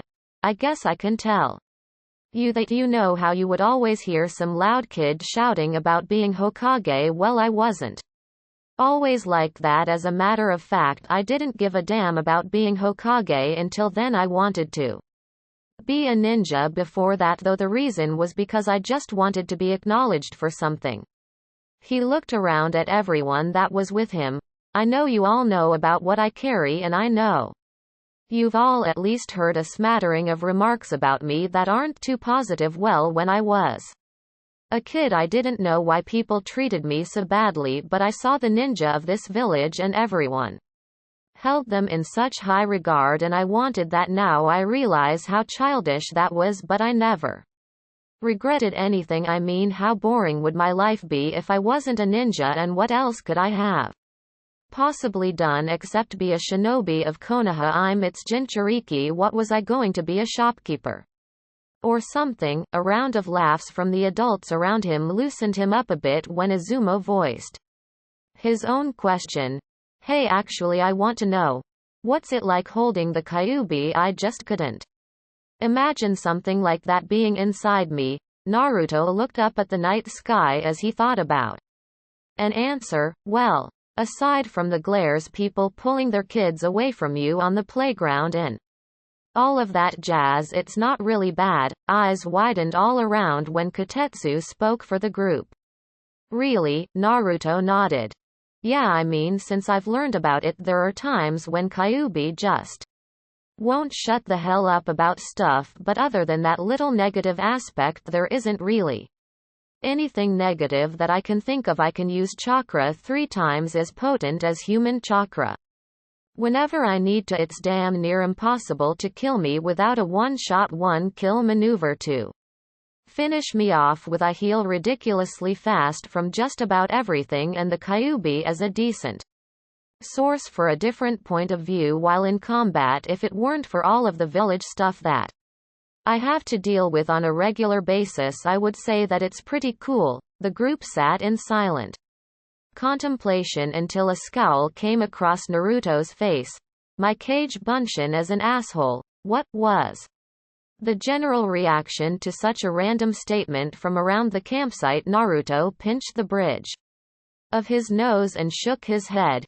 You know how I sent that clone off to make sure all of my things were turned off at home and everything? Well, he didn't dispel after he finished his job. As a matter of fact, he spent the entire day doing random shit in my name. Flashback. Naruto's Bunshin grumbled as he locked the door to Naruto's apartment after checking the entire house for anything still turned on. That was a total waste of time and effort. There wasn't anything running up my electric bill in there. He looked at himself and was about to dispel until he heard a bark and saw Kiba running up to him, Akamaru in tow with a massive grin on his face. Naruto, oh man, I just heard about what you did yesterday at the academy. I want to shake your hand. After grabbing Naruto clone firmly in a handshake, Kiba gestured to go somewhere. Come on, let's get something to eat. I'm starving now.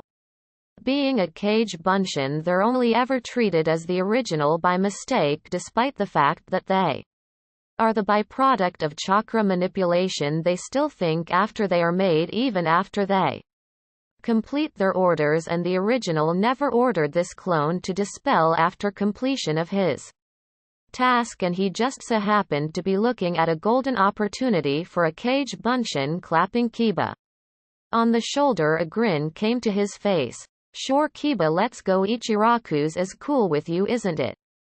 XXX. 1 hour later, Kiba and Akamaru looked on in awe as they saw Naruto clone put away another bowl of ramen, bringing his total of bowls consumed to a whopping 26. Kiba had only gotten 2 for himself and a plate of meat for Akamaru.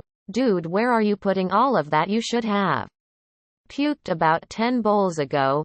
Naruto polished off another bowl and smirked at the Inuzuka. My metabolism is absurd. He quickly received another bowl and dove right in. Kiba had paid off his check for his own food 30 minutes ago, but found himself unable to leave as he watched Naruto scarf down insane amounts of noodles and broth, one bowl after another. You know I wasn't going to pay for your food too, right? After finishing off the broth yet again, he nodded. Oh yeah, I've got that handled. Turning his attention to the chef of his favorite meal clone, Naruto spoke up. Hey, Tuchi-Oji, put this meal on my tab. I'm going on a B rank mission, so I'll be able to pay it off easily once I get back in the village.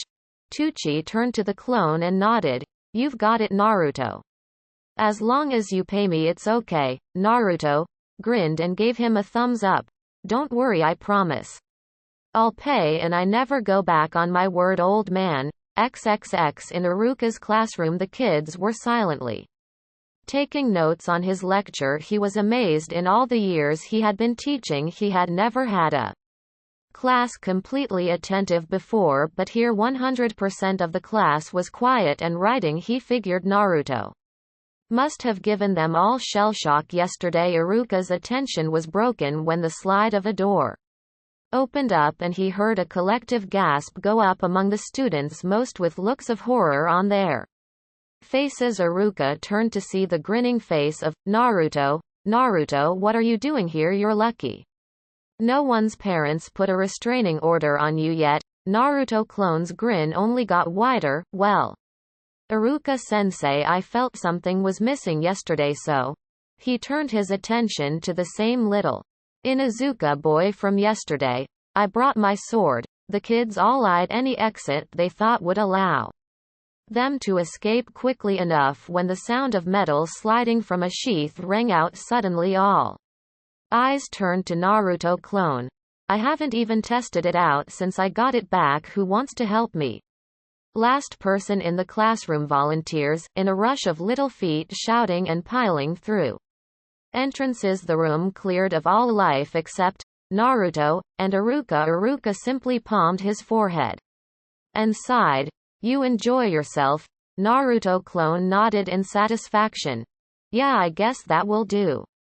Catch you later, Iruka-sensei. With that he shunshined out of the classroom. Tsunade was returning to her office following her lunch break, not really looking forward to continuing her monotonous business of reading and signing paperwork. She was looking forward to Shizune's post-lunch slump. Shizune normally would prevent Tsunade from even getting near a sip of sake during the day, apparently able to smell it out like a bloodhound, but the blonde with ample cleavage had deduced that there was a lull in her dark-haired apprentice's alertness for a 10-minute span following lunch every day. Smiling to herself as she took a seat behind her desk, she reached into a drawer for her workplace stash. Pulling up the containers of alcohol, she noticed they felt extremely light.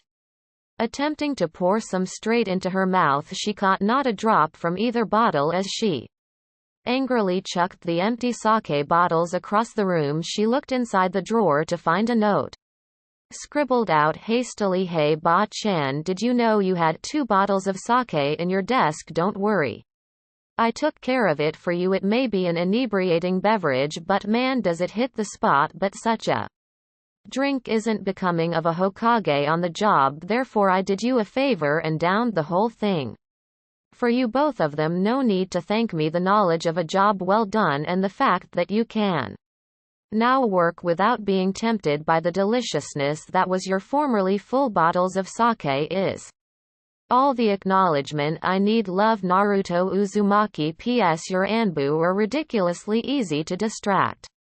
Did you know that Tsunade crumpled up the note and radiated killing intent so strong the civilians walking outside the tower started sweating from it? Goddamn you brat. Flashback end. And then my clone spent the rest of his existence drunk dialing random numbers on the phone back at home, throwing firecrackers at Guy and Lee while they were training, and getting kicked out of a general store for trying to play the drums that were set up on display. I don't think I can go back into that store anymore. But yeah, the clone got a wild hair up his ass and thought that he still had beef with the spiders in the forest of death, so he went in there yelling and challenging them to a duel. And then he died. Silence reigned over the camp until all of the men busted out laughing. Even the Kyuubi, who had seen everything the clone had done after it dispelled, was laughing. Naruto waited for the laughter to die down. How the hell do I know all of that? All humor vanished at his question as Genma answered him. You mean you don't know anything? Your Kage Bunshin does comes back to you in memory. You honestly never realized that before? Naruto shook his head and Genma nodded. Yeah, they say that it's a cool way to train because anything your clone learns you will get back when you dispel it. It all goes into your head. No one uses it though, because no one, even most Junin, can use Any more than 1 to 3 of them safely. Hey kid, how many can you make? Upwards of 1,000. Ah, Naruto blinked. Wait a goddamn minute.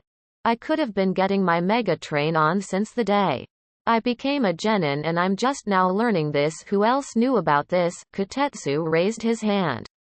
I knew. Kakashi told me a few years ago when I ran into him on a training field. Naruto fumed.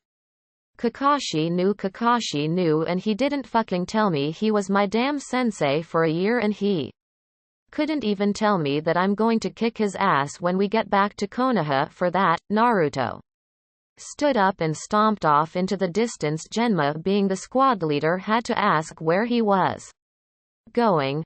Hey Naruto, where are you going? Naruto didn't even turn his head when he yelled back, anger management. The men all shrugged and prepared to settle in for the night. The majority of the evening you could hear explosions and sounds of metal clashing out in the distance. The trip to Kuminari no Kuni was highly uneventful. Naruto ended up getting on even better terms with his older comrades, who seemed to genuinely like the boys' company up to this point. However, Naruto had been having a minor stroke of luck, as he hadn't had to interact with the Konoha elder that they were escorting. The man usually relayed anything he had to say to the team through Genma, who was the leader of the mission anyway. Naruto had taken the Kage Bunshin training to heart. He was told that the method wouldn't allow him to increase his physical attributes, so he put that on hold for the time being. It wasn't like he could train on that while he was on a mission anyway. Instead, when he woke up in the morning, he would create a few dozen clones and send them off to the most remote location that they could find to train in waves, while 12 clones would train. The rest would sit and watch until the first wave dispelled themselves. After the influx of information, the next wave would train, and so on and so forth until nightfall. This allowed him to get down 3 more of his lost ninjutsu during the week-long trip to Kumogakure no Sato. Much to his delight, it seemed that the trip wouldn't be a waste of time, at least during the traveling period. Naruto didn't expect much of a chance for combat here, but Kumogakure was the second most militarized of the 5 major hidden villages, right behind Iwagakure. For a reason, he wasn't sure how peaceful things would be, and he wasn't looking forward to seeing whether or not his team could run all the way to the border and stay in one piece, and he didn't want to rely on Kumo wanting to avoid a war. Konoha was still weak from the invasion, and no amount of bravado, by still taking the same influx of missions, could mask that. Against a shrewd strategist, if Kumo wanted to provoke anything, Naruto's team might have to simply bite their tongues and take it. At this point in time, as they reached the top of the mountain, the carriage came to a stop at the main gate of the village. Instead of 2 guards, there were 2 complete squads keeping watch, showing exactly how many ninja Kumo had to spare if they could use that many just to watch one entrance. As Genma moved forward to get them all inside, Naruto elbowed Izumo and Kotetsu. You guys getting gate envy here? Getting a familiar feeling? Izumo shrugged Naruto off of them. Very funny kid, there's nothing wrong with watching the gate, someone has to do it. Naruto nodded. Yeah, I know, I hope I never end up drawing that job. Gate watching is the D rank mission of Chunin level ninja. Kotetsu sighed. You're telling me I'd rather do border patrol than watch that gate one more time. I die inside a little every time I sit in that fucking booth. I think that thing sucks chakra or something. Izumo rolled his eyes. Stop complaining. You're on a real mission now, so shut up and look alive. You guys, here comes Genma. Right on cue, Genma came over and jumped back onto the carriage. All right, we're going straight to the hotel they've booked for all of us, and then we'll get our marching orders from Elder Mitokado when we get settled in. The 3 Chunin under his command nodded and set their usual position around the carriage as they made their way through town. Kotetsu and Izumo were no strangers to Kumo, having been there during the Chunin exams, but seeing that Naruto wasn't even looking around to get his bearing of the village, what they didn't know was that Danzo had all of his ninja memorize the general layout of all of the major shinobi villages, since none of them ever deviated from the basic plan that had been in place for certain villages since the Second Great Shinobi War, where Danzo got all of his information on the village layouts. Kotetsu tried to make conversation with the younger boy. So Naruto, you've never been this far north before, have you? How you dealing with the climate change? Naruto had been that far north before, but he didn't need them to know what had happened the last time he was there. The less people that knew about that, the better. Seriously, Naruto kept a vigilant eye out as they walked the streets. They weren't safe until he was told to ease off by his commanding officer. The climate isn't bad at all. It's not freezing cold out here. It's spring, so it's pretty good up here to me. Izumo gave a short glance over at Naruto. Naruto, it's 50 degrees right now and you're wearing a sleeveless muscle shirt. You don't even have your vest on you. You're telling me you can't feel anything at all? Naruto shook his head. Nope, and I do have the vest on me, it just isn't on right now, and it's not that cold up here. Man up, you're older than me and you're borderline bitching about a foreign climate. Izumo mock glared at Naruto, which went largely ignored by the blonde Chunin as they made their way to the hotel. As per the course, Elder Mitokado got a VIP suite and the other four were to share rooms. Izumo and Kotetsu, being the most familiar with one another, took one room, while Genma and Naruto took another. As they all got themselves settled in the rooms, Naruto finished first, as he didn't have anything to check or unpack. Said Genma, what are we doing first? Genma turned to Naruto and rolled the senbon in his mouth. Well, we were told by Elder Mitokado to accompany him to his first meeting with the Raikage.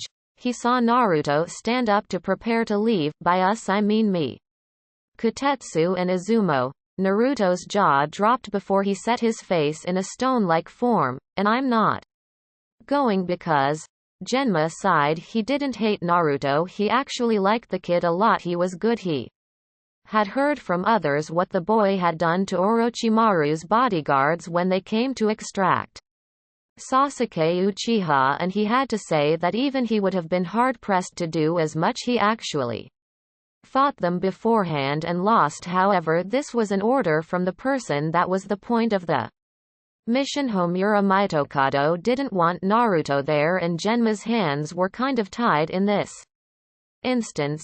It's a command from our boss Naruto. It's not me, trust me. Naruto shook his head. What do I have to do for old goats like that to get it through their heads that I'm not a demon? If I was really a demon or some kind of monster, then I would have started killing them by now. Kami knows I'm strong enough. You've seen the Forest of Bone, right? Genma nodded. Don't talk like that, kid. I can understand, but still there are some things that you shouldn't say, especially to the higher-ranked person handing out the orders to you on this mission. Just calm down, get some rest. If we need you, we'll get you. Just think of this as some rest after the trip up here. Naruto ran his fingers through his hair. All right, fine. You're right, I guess I shouldn't have said that. I would never do anything like that to Konoha, no matter what. I've already done too much for that place to let one old man get to me. Genma stood up and prepared to get Homura so that they could escort him to the meeting. Okay, kid, do you have any questions before I leave? Naruto nodded. Do you use the same senbon for as long as you can, like until you kill somebody with it, or do you just swap them out at regular intervals? Genma's sweat dropped and made for the door. I'll see you later, Naruto. Stay out of trouble. Naruto scoffed and flopped on his bed. Who do you think I am? What kind of trouble can I get into away from the meeting?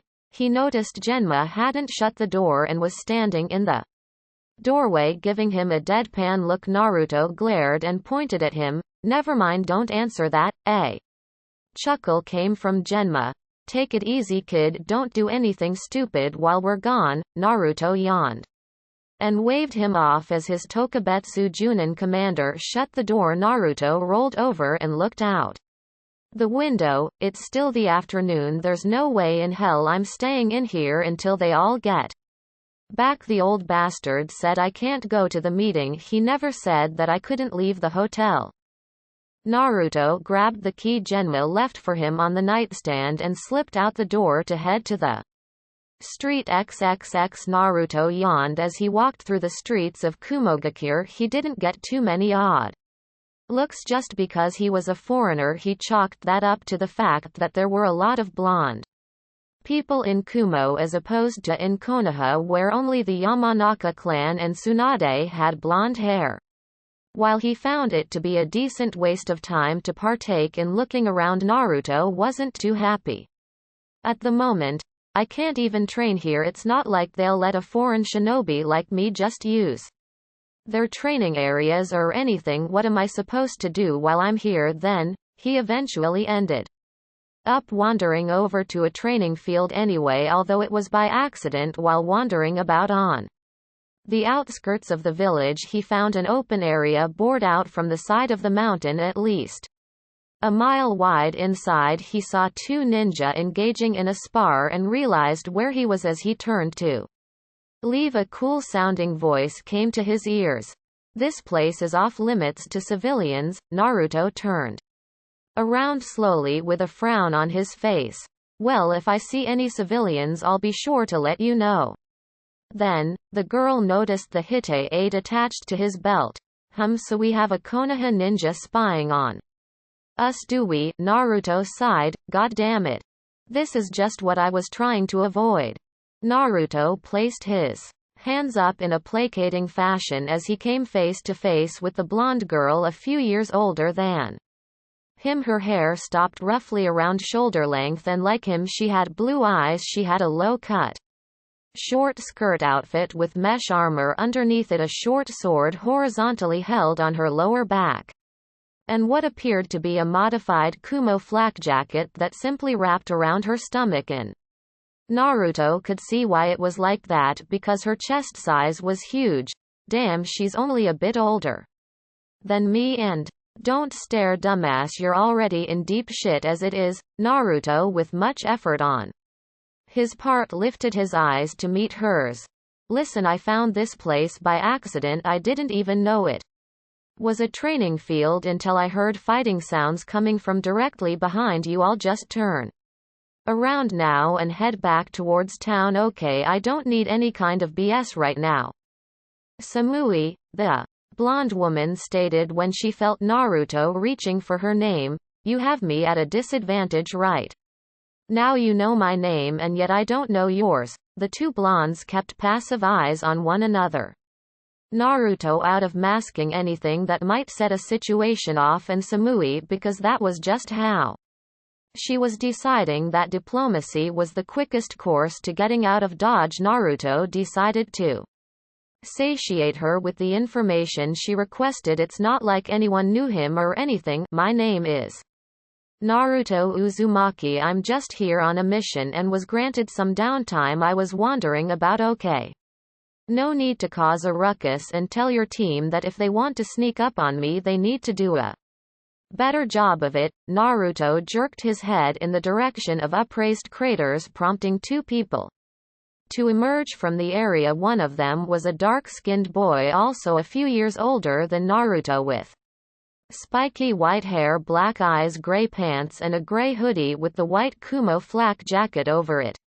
Naruto could see a long katana on his back, signifying that he was at the very least a competent swordsman. Next to him was dark-skinned girl with amber eyes and long red hair. She had her Hitte-8 in a bandana, a gray short-sleeved long dress, the Kumo flak jacket, and a katana on her back. These were the two that he had seen sparring before he turned to leave. Apparently they went around to try and cut him off from leaving so easily. Naruto resisted the urge to slap his hand to his forehead.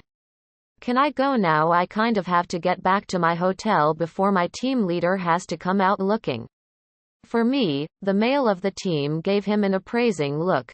Maybe he's going to report back on Kumo's secrets and just stumbled on us while he was making his escape. Naruto almost face fell at that. Great. Now I've got a guy that overanalyzes everything. This is what I needed right now. Yeah, right.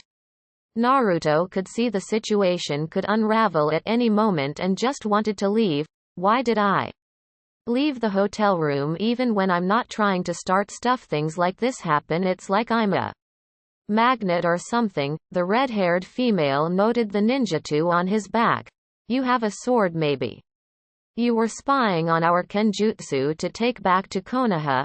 Naruto's voice held a slight growl. You have a katana and I have a ninjutsu. It's shorter. Your style would be useless to me. Let me go already. Damn it. He turned his glance to Samui, who was still looking at him with an unreadable expression. I've tried to be civil about this. Like I said, I just want to leave, but if you don't all back off of me, I'll move you myself. She bared her teeth at the boy. You think you can take on 3 Chunin by yourself? I'd love to see you try. Naruto coiled his muscles. You're not going to let me go so easily, are you? Sai, this is a waste of everyone's time. I have somewhere to be. I was just killing time. I'm on a mission. The calm boy nearby nodded in agreement. Yes, to spy on the inner workings of Kumogakure. Naruto had to slap his hand to his face this time. Alright, I don't care anymore.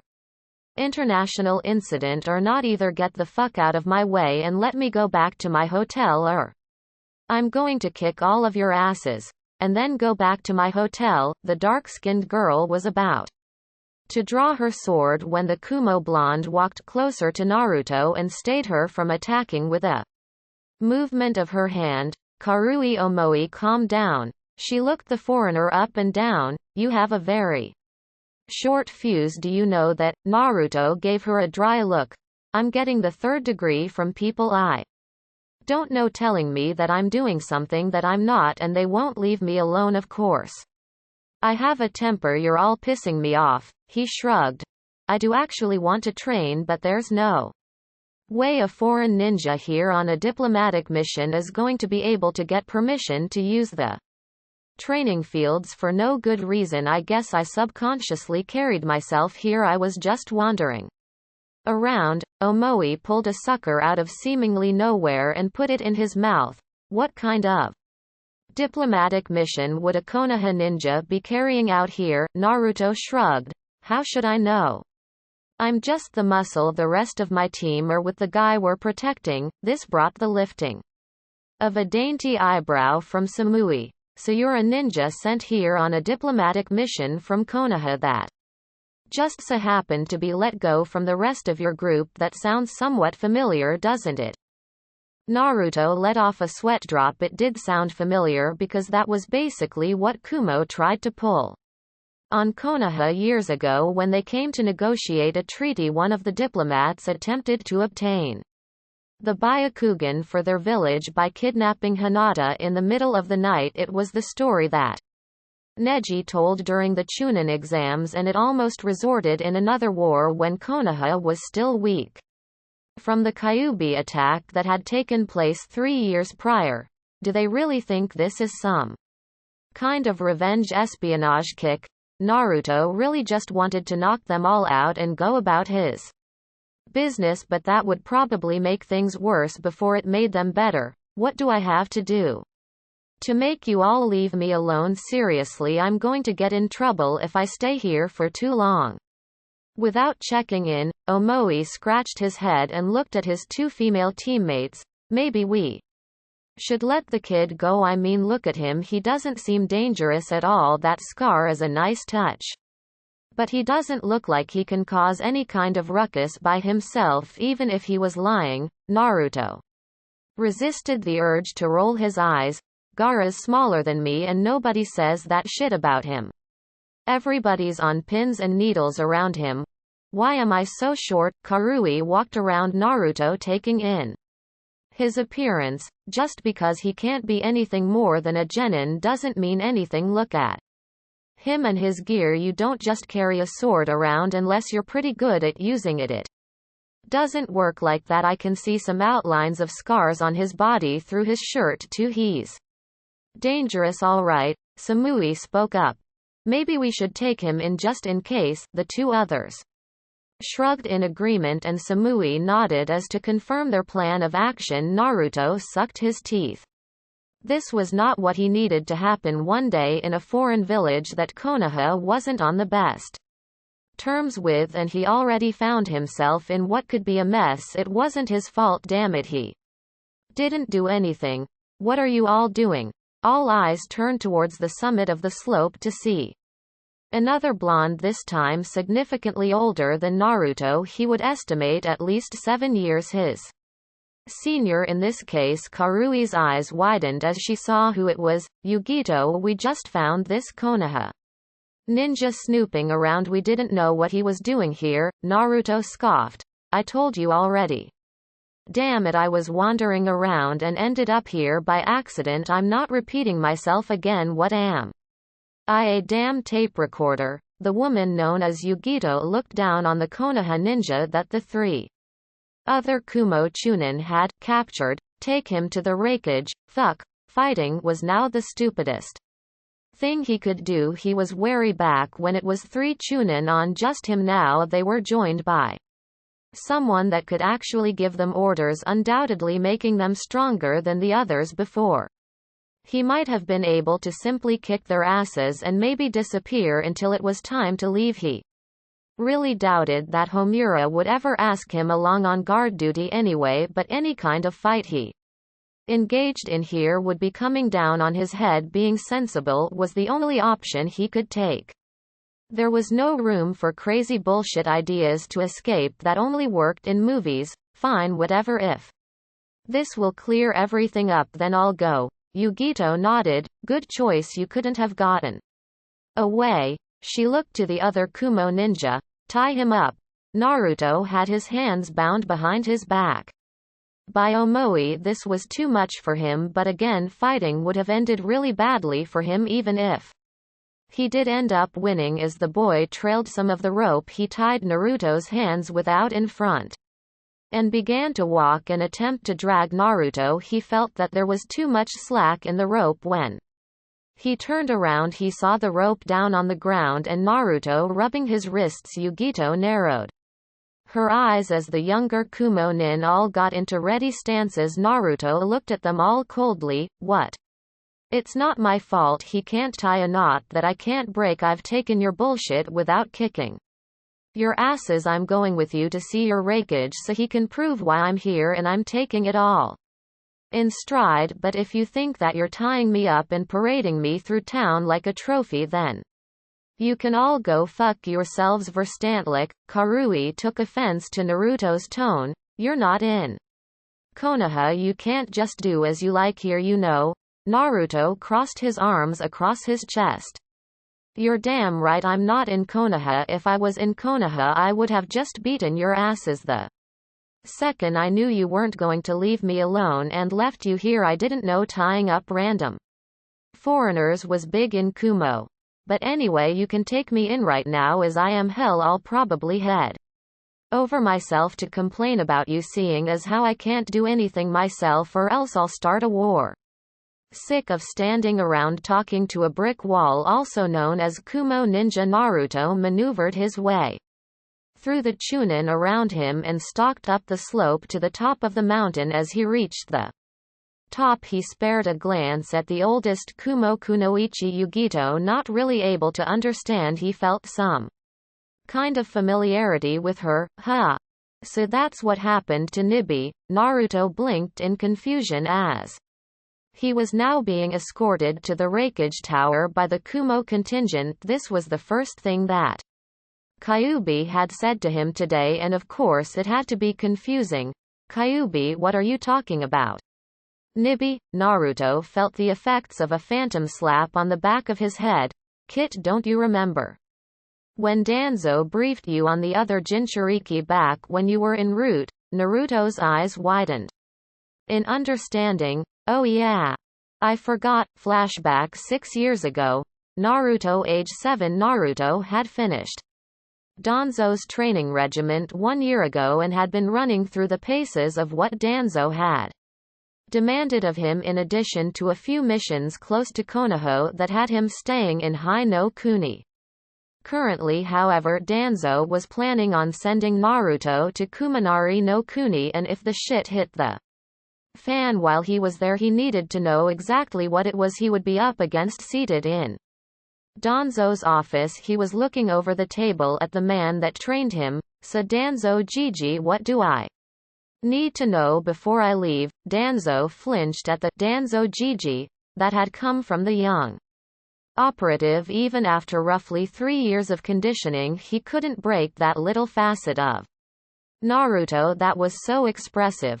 However, contrary to Danzo's not-so-old beliefs, it didn't make him any less effective. He handed Naruto a folder that, when opened, revealed pictures of 2 people. The first was a blonde teenage girl that was significantly older than Naruto. The second was a heavily muscled, dark-skinned man with sunglasses and pale blonde slicked back hair. Naruto shrugged in his chair as he resisted the inexplicable urge that all children had to swing their feet when they were dangling off of the ground like his currently were.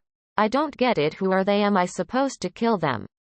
Danzo Gigi. Naruto wouldn't have been surprised if Danzo was sending him on another assassination mission. The man seemed to love testing Naruto's skills in that department. His last 3 missions had been to kill a certain person. Danzo would have chuckled if he wasn't trying to keep such a stoic facade. "Oh Kami, no, I've invested too much time into you to let you go off and get torn to shreds by them. You're not ready for them, Naruto, not yet. At least just give it some time and you'll be more than a match for either one of them. But right now consider them your biggest threats. The place I'm sending you to for your next mission won't hesitate to dispatch one of them to kill you if they are alerted to your presence." Naruto blocked a yawn. Danzo Gigi's briefings were so boring. "Yeah, Danzo Gigi, just tell me where I'm going and what I'm doing and I'll be back in the compound in a week." Danzo slammed his usable hand on the table, leaving an imprint. "Damn it, boy, listen to me." Naruto cringed. Even though it didn't happen much when Danzo got angry, it meant that there was good reason for it. Naruto lowered his head. "Sorry Danzo-sama, I'll be silent now." Danzo looked at Naruto blankly and nodded before continuing to make his point. "I'm not doubting your skill, Naruto. I'm positive that if I had you fight a student in Sarutobi's academy today, you could wipe the floor with every single one of them effortlessly. Same for all of his genin as well. However, these people are beyond your level, because not only are they the true elites of Kumogakure, they share your burden." Naruto's eyes widened. "They're Jinchuriki too?" Danzo nodded. "Jinchuriki Naruto-kun, not Ji-jin. And yes, they are the girl as Yugito ni 14 years old Junin and container of the Nibi no Nekomata, the 2-tailed monster cat, the man as Kurabi, also known as Killer Bee of the Yatsuki clan. This one is the most dangerous of the 2. His brother became the Raikage after the Hyuga incident a few years ago, and he is known as the Guardian of Kumo." Naruto took a glance at the pictures. "So you know who Kumo's Jinchuriki, or do they know who I am?" Danzo shook his head. "You, my boy, are a pretty well kept secret, because no one can openly talk about the fact that you house the Kyuubi in public. That has made it so that the information could not slip to any visitors with a penchant for eavesdropping. Add onto that the fact that you rarely go out in public, and it's like you barely even exist to the world. You only appear enough for people to not question where you are too often. But I digress. Both are far more experienced than you and are capable of using vastly more of their tenant's chakra than you are currently capable of handling with your prepubescent body, even though you train to utilize it effectively." Naruto looked down at that one of Danzo's conditions for training him was that he had to demonstrate sufficient use of the Kyuubi's chakra while he could form a chakra shroud. He still didn't have any skills that he could use alongside it other than highly improved speed, strength and reflexes. Naruto-kun. Naruto looked up to see Danzo shaking his head. I was never expecting you to show complete mastery over it at such a young age. Still, I expect results in the future. However, in the meantime, if you run across either of these two on your mission, I want you to abort immediately. This mission is not worth losing one of my prized investments. Understood. Naruto nodded. Okay Danzo, Gigi, I'll stay away from these guys. End flashback. So this is that Yugito person? I wonder if I could beat her now if we ever fought. Naruto looked her over. She looked very strong and confident in her ability. He wondered if she sensed that he was a Jinchuriki like herself the way he had just a moment ago. Naruto panned his eyes over to her now that he was close. He could tell that her eyes were somewhat reminiscent of a cat. She caught him looking at her, forcing him to avert his gaze ahead as the tower came into sight. Naruto, guided by his guards, strode into the ground floor of the tower. As they entered, Naruto smirked as he saw Izumo and Kotetsu seated on a couch by the stairs leading up. He whistled over in their direction to get their attention at seeing the blonde corralled by the group of Kumo nin. The men hopped to their feet, ready to defend their little buddy. Naruto, what happened? Naruto shook his head. This is one paranoid place. I found a training field by accident and got accused of spying, and it's not like I can kick their asses or I'll be the one in trouble. Kotetsu was ready to start something over the young blonde chunin. He got enough bullshit back in Konoha. He didn't need it here too. Did they do anything to hurt you? Naruto shook his head. They were about to tie me up, but if they had pushed the issue with that, then all bets would have been off and we would have been fighting. He looked around. Where's Genma?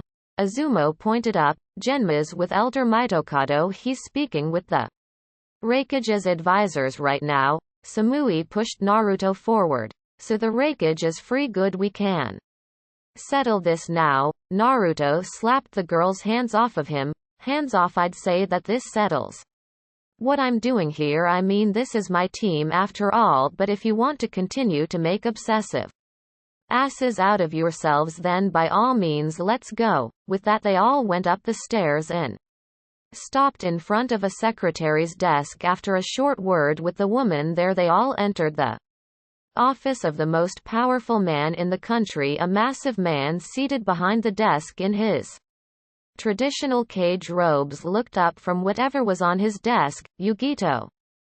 Samui Omoi Karui, what are you all doing here surrounding this Konoha ninja? Karui pushed Naruto forward, causing him to glare back at the girl. You're so lucky that this guy would kill me before I could even get a shot off edgewise, or I would backhand you right here right now. Omoi shook his head at Karui's upfront abuse of the kid. Samui sighed at her teammate's brash action.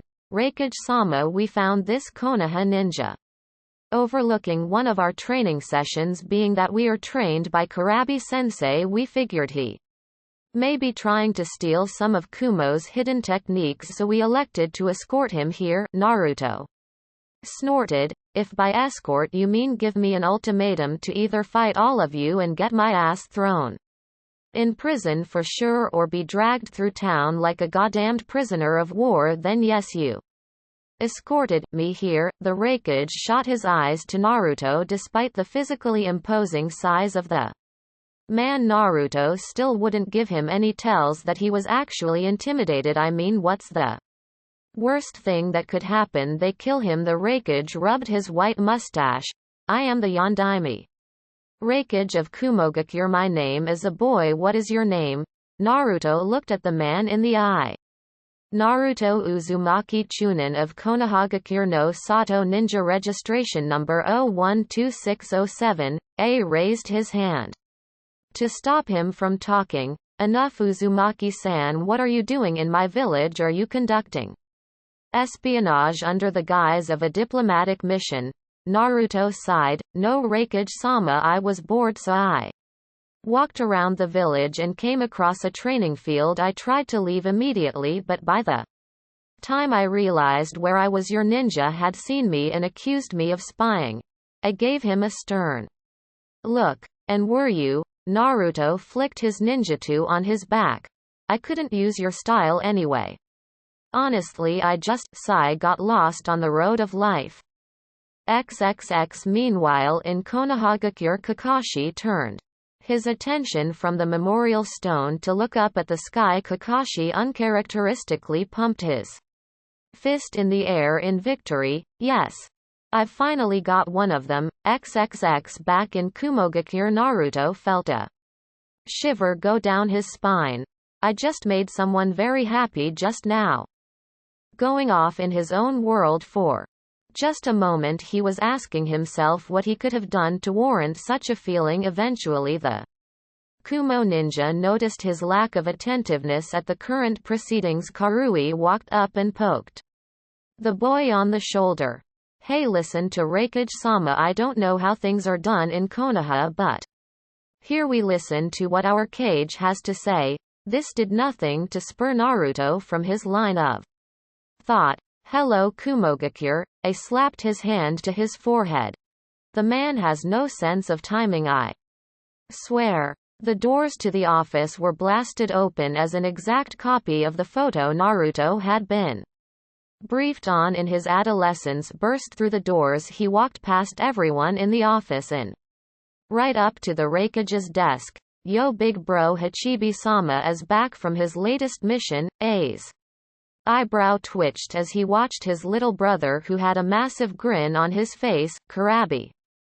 I'm happy to hear that, but could you have waited until I was done before you came in? The man in question scoffed. Waiting out in the hall is for chumps. You're saying I'm less important than one of these lumps? He turned around and saw his team standing and looking on with sweat drops on their heads. Hey, students of mine, is my big bro giving you your daily shine?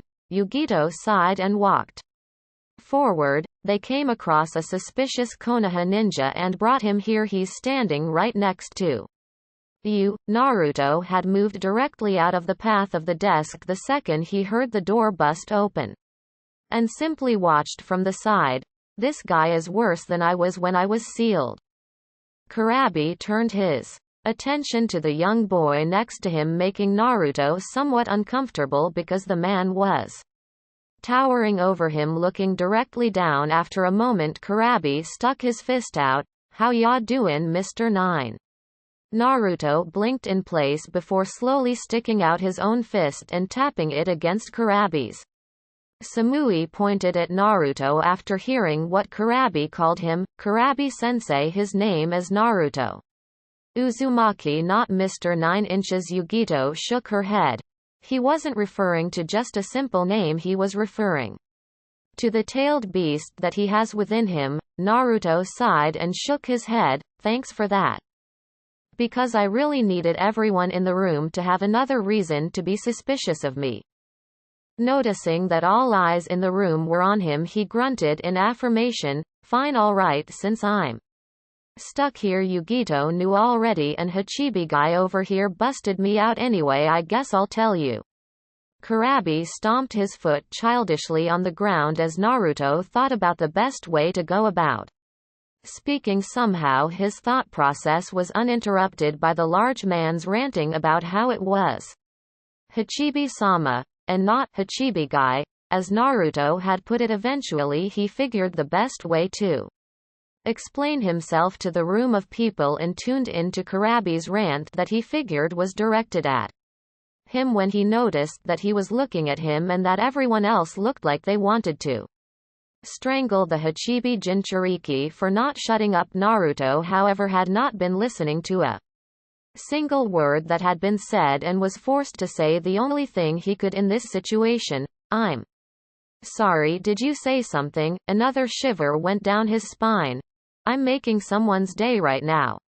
The silence permeating the room after that was unnerving. What the stares from everyone around him was starting to piss him off. What the hell is wrong with you all? Did I say something wrong? Omoi pointed lamely at the blonde boy. Why you ignored him? Karui followed up, no one ever does that.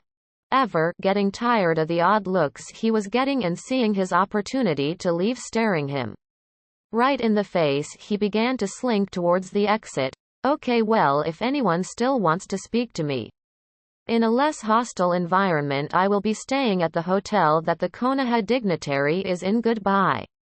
XXX. By the time he made it back to his hotel room, it was nightfall and Naruto was not looking forward to getting his butt chewed out by Genma once he caught wind of what had gone down today. As he entered the room, he saw Genma laying back on his bed, seemingly relaxing. Have a good time out there. Naruto glared half-heartedly as he sat on his own bed. Whatever Izumo and Kotetsu told you, I would just like to say that it was 100% not my fault. Genma chuckled. Now do you get what I meant when I told you to stay out of trouble? You're like a magnet for stuff like this, kid. I've read your file. The stuff you did in 1 year as a ninja most people don't get close to touching until their 3rd year at least. Just the sheer amount of troublesome situations you get yourself into could have been stretched out to 2 years. When compared to someone else, it's no wonder you're strong. If you were weak, you'd have died after the first incident. Naruto lay his head back on a pillow. I almost got into a fight with 3 Kumo ninja today that accused me of spying me. If I wanted to spy on them, they never would have known about it. He turned serious. They know about me. And the Kyuubi. Genma's senbon fell from his mouth. Are you sure? How could they find out about it? Naruto looked up at the ceiling blankly as he spoke. I met both of Kumo's Jinchuriki today. Both of them could sense that I was one too, and they called me on it in front of the rakeage. Genma bit his lip. That's not good. They might use that in negotiations tomorrow. Naruto gave him an odd look. Who cares if they spread it around that I'm Konoha's Jinchuriki? Yes, it's a shame that the secret finally got out, but hey, 13 years is a long time to keep a secret like that from the majority of the world. Tell old man Homura not to worry about it too much. Tell him to act like it doesn't bother Konoha that the secret is out. Honestly, it doesn't bother me. Genma gave the boy an odd look. So you don't really care that your entire generation will learn that you house the Kyuubi? Not even if they turn away from you or hate you for it. Naruto gave a bored look to him. I've already alluded to 2 people at least that I have the Kyuubi in me. The second the news comes out, things will be clearer to a whole lot of people. Hell, I may just ask Tsunade Bakken to just flat out tell everyone in the whole village. I mean, what do I have to lose? No one my age can kill me if they do take the news wrong, and it couldn't make the adults feel any differently about me, could it? They already knew, and however they treated me beforehand wouldn't change if the news was open for everyone to know. Genma shook his head. You're a ballsy kid. Naruto smirked. So I'm told. XXX. The next day Naruto was sitting on the roof of the hotel meditating, since he was once again prevented from accompanying Homura to the meeting like the rest of his team, and he couldn't actively train. He took it upon himself to meditate and get more in touch with what he liked to call much to the Kyuubi's chagrin, his furry side. Inside his head he found himself in the familiar bedroom of his apartment and went searching for his giant demon of destruction. Looking outside, he saw the massive fox sunning itself of all things. Shaking his head, he made his way down and cleared his throat to get the Kyuubi's attention. The demon cracked open one eye to look at its jailer. Are you serious? I gave you free rein to create stuff to hunt. Do whatever you want with my mindscape. Citizens, wreck any of the buildings in here that you want, basically to blow up anything and everything you want in You're sleeping, Kyuubi yawned as it lifted its massive head to look at Naruto properly, mortal as fun as it was destroying your mindscape Konoha over and over again. The fact that it rebuilds itself kind of takes some of the luster out of the carnage. I mean, as great as it is to slaughter wave after wave of defenders, seeing the entire place rebuild 2 hours after you've eradicated the place of any and all signs of life kind of irks you after a while. Naruto sweat dropped.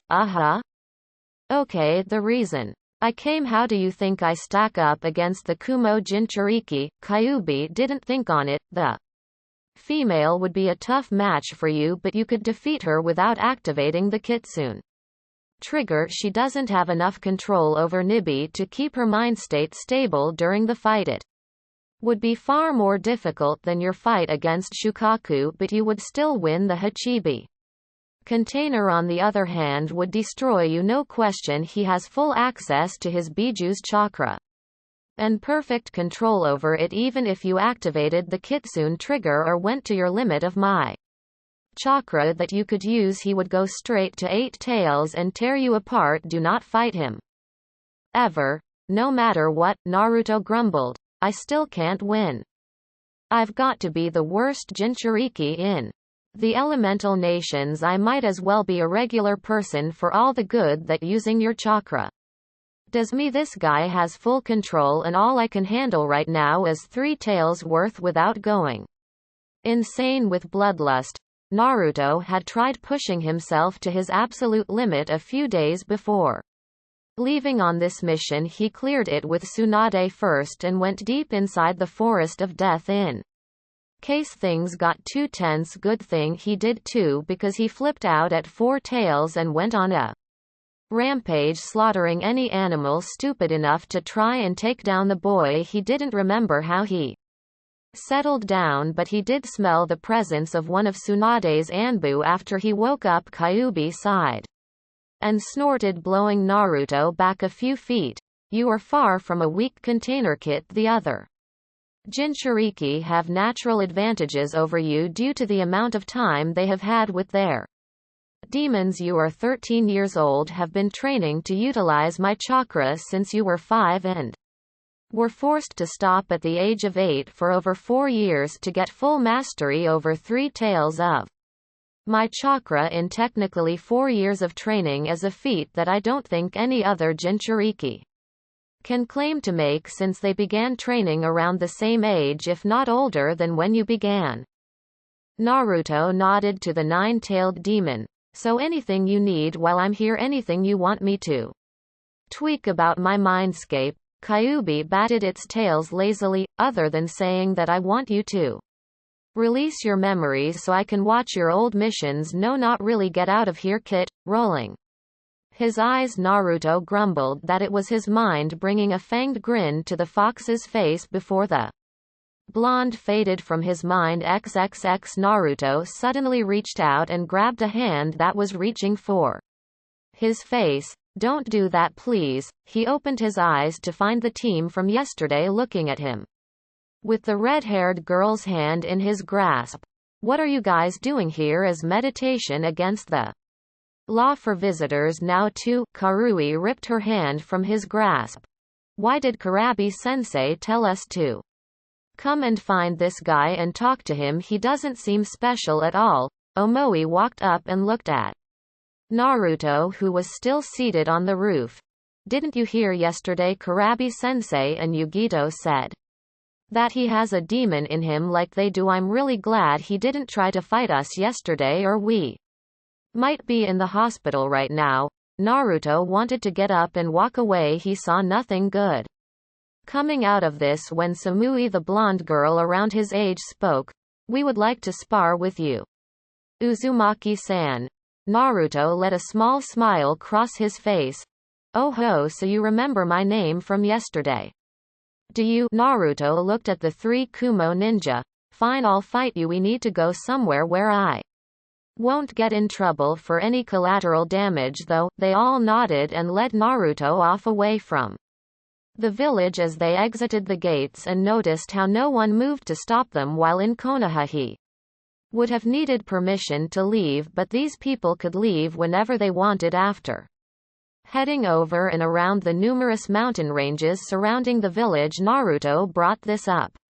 Hey, why can you guys just leave whenever you want? If it was me, then I would have Hunter Ninja on my ass before I reached the next town. Of course that may partly be because I'm a Jinchuriki, Omoi answered for him. We're trained by Kurabi-sensei. He doesn't live in the village, and when we were genin, he got sick of having to come and get us every day for training, so he got us permission to leave of our own will, mostly so we could come to him instead of him coming to us. Naruto nodded. So where are we going anyway? We have to be at least 15 miles out by now. We're almost there.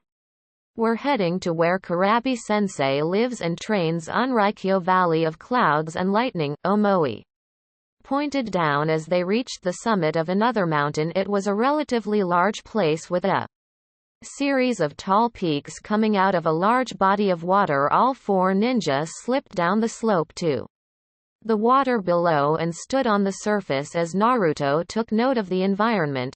This is a really nice place. Your sensei lives here. I really like the looks of this place. Nearby, Naruto saw what looked like a mountain peak that was cleaved to make some flatland for training. After they all reached the platform, Naruto shook his shoulders out and looked at the three who were looking at him intently. So how are we doing this? Is it one-on-one, or are you all coming at me at the same time? The team looked between each other at him. Samui gave him a strange look. Do you really believe you can take us all at the same time? Naruto gave her a deadpan look and slipped into a taijutsu stance. No, I just said that because I'm a masochist and getting my ass beat is how I get my jollies. Of course I think I can, or I wouldn't have said it, and because you took so long I'm not giving you the option. Come at me, all of you. Give me your best shot. Give me your best shot. Naruto stood in a reactive stance, awaiting any kind of action from the team of Kumo Chunin. The looks on their faces ranged from deep thought to rage and offense to no visible reaction. Naruto sighed. If you don't come to me, I'll come to you, and trust me, that's the last thing any of you want. Karui growled at him. Who do you think you are? What makes you think you're so goddamned better than us? That Konoha is the strongest hidden village. Stuff is bullshit. Naruto blinked in confusion. That's not it at all. I don't think I'm better than you. I just want a serious challenge. Samui kept her impassive eyes on Naruto. What do you mean one-on-one is enough of a battle for you, isn't it? Naruto chuckled. I'm sick of one-on-one fights. I haven't had a good fight where the odds were against me in years. And you all look like a fantastic team. This is a perfect time to see whether or not I still have the stuff that I used to be made of back in the day, but that's another story for another time. Omoi's eyes widened. What do you mean? What you used to be made of? You're just a chunin and you're younger than us. How many situations could you have been in that pitted you against multiple opponents by yourself? Naruto shook his head. There are some things that are better off left locked away. You don't need to know that, and hopefully you'll never find out, but put it this way, I have a minimum of 9s ranked shinobi planning on coming for my ass, and they travel in pairs. I need to get used to fighting a bunch of people at once, and this is the best place to start, so bring it on already. After a moment they still didn't attack. Shaking his head, Naruto reached into his pack, putting them all on guard before he acted. A smirk adorned his features. You're all going to make this way too easy. He quickly threw a smoke bomb to the ground, enshrouding himself and masking his movements. A mass of shuriken flew from the smoke, forcing all of Team Samui to dodge accordingly. In the middle of their evasive actions, 3 Narutos flew from the smoke and began engaging each of the team members. Separately, Omoi drew his katana and began clashing blades with one of the Narutos. He can make solid bunshin. Which one is the real him? Omoi then took a hit to the face when Naruto freed one of his hands from the blade and shifted to one side as Omoi jumped back and rubbed his face. He looked at a smirking Naruto. I really hope this is the real one, because if this is one of his clones. Karui attacked instead of defended. Once she engaged her Naruto in Kenjutsu, she was amazed at how fast he was only using his sword to defend and was simply hitting her when she was open. She couldn't get a mark on him so far. It was making her angry, and that was what made her easy to defend against. As far as Naruto was concerned, Omoi, how are you doing against yours? Omoi looked to her and ended up eating a boot to his stomach for his troubles after rolling back on the ground from the force of the kick. He spit on the soil and spared her a momentary glance before refocusing. Just great, can't you tell I'm just letting him beat my ass all over the valley? Karui dodged one of her Naruto's punches and forced him to back off with a wild slash intending to cleave his arm off. Samui, what about you? Samui didn't answer as she was currently engaged in a deadly dance with the Naruto she was currently fighting. Samui's sword was so short that her Naruto wanted equal sport, and instead of drawing his ninjutsu, drew dual kunai and fought her like that. Samui was amazed at just how strong the boy was. He was absurdly stronger than her. It took almost all of her own strength to keep just from sliding backwards when she blocked one of his strikes, and she wanted nothing more than to visibly wince and cringe whenever she blocked one of his attacks that used both of his arms. His size truly belied his actual physical presence. He was shorter than her, and his muscles hadn't looked like they had much power until he actually used them, and then every single muscle fiber, every facet of his definition came out for her to see. When he tensed up to block or attack, she let out a short gasp as Naruto kicked her in the ribs and sent her flying back. Her trajectory ended up sending her right into her fellow female teammate, hard enough to throw her to the ground as well. Omoi broke off from fighting his version of Naruto and jumped to the side of his teammates while they picked themselves up and cleared the cobwebs. Karui coughed up a little blood as she stood up. Okay. So this guy really can fight all of us at the same time and do pretty well. He can use solid clones, and I can't tell which one is the real one. We can't even hit one of them to find out. Samui dusted herself off. Until we can destroy one, we're at a disadvantage. One of us should try to keep the attention of two, while the rest of us double team the other. After we defeat one of them, we can rush to help the remaining member and turn this into a 3-on-2 fight. Karui set her katana in a batojutsu stance. Right then, I'll be the distraction. You two just hurry up and finish your target quick before these guys kick my ass. With that, she ran at the three Narutos with a battle cry. She separated them with one swing, sending two in one direction and sending the last one off in another direction. As the last clone landed from his dodge, he had to do so again when Samui called out her jutsu, Raiten Hagain no Tsubasa, lightning release wings of steel. Samui swung her sword and sent out a wave of electric energy at one of the many nearby peaks. Her jutsu caused a rock slide intent of crushing Naruto. The blonde was forced to jump off of the platform and evade on top of the water as chunks of rock smashed all around him. However, dodging the absurd amount of rocks allowed Omoi to get close enough to cut into Naruto while he was focused on dodging. As he cut into Naruto and watched his pupils shimmer, Naruto burst into smoke. Omoi popped a sucker into his mouth and made his way back to Samui.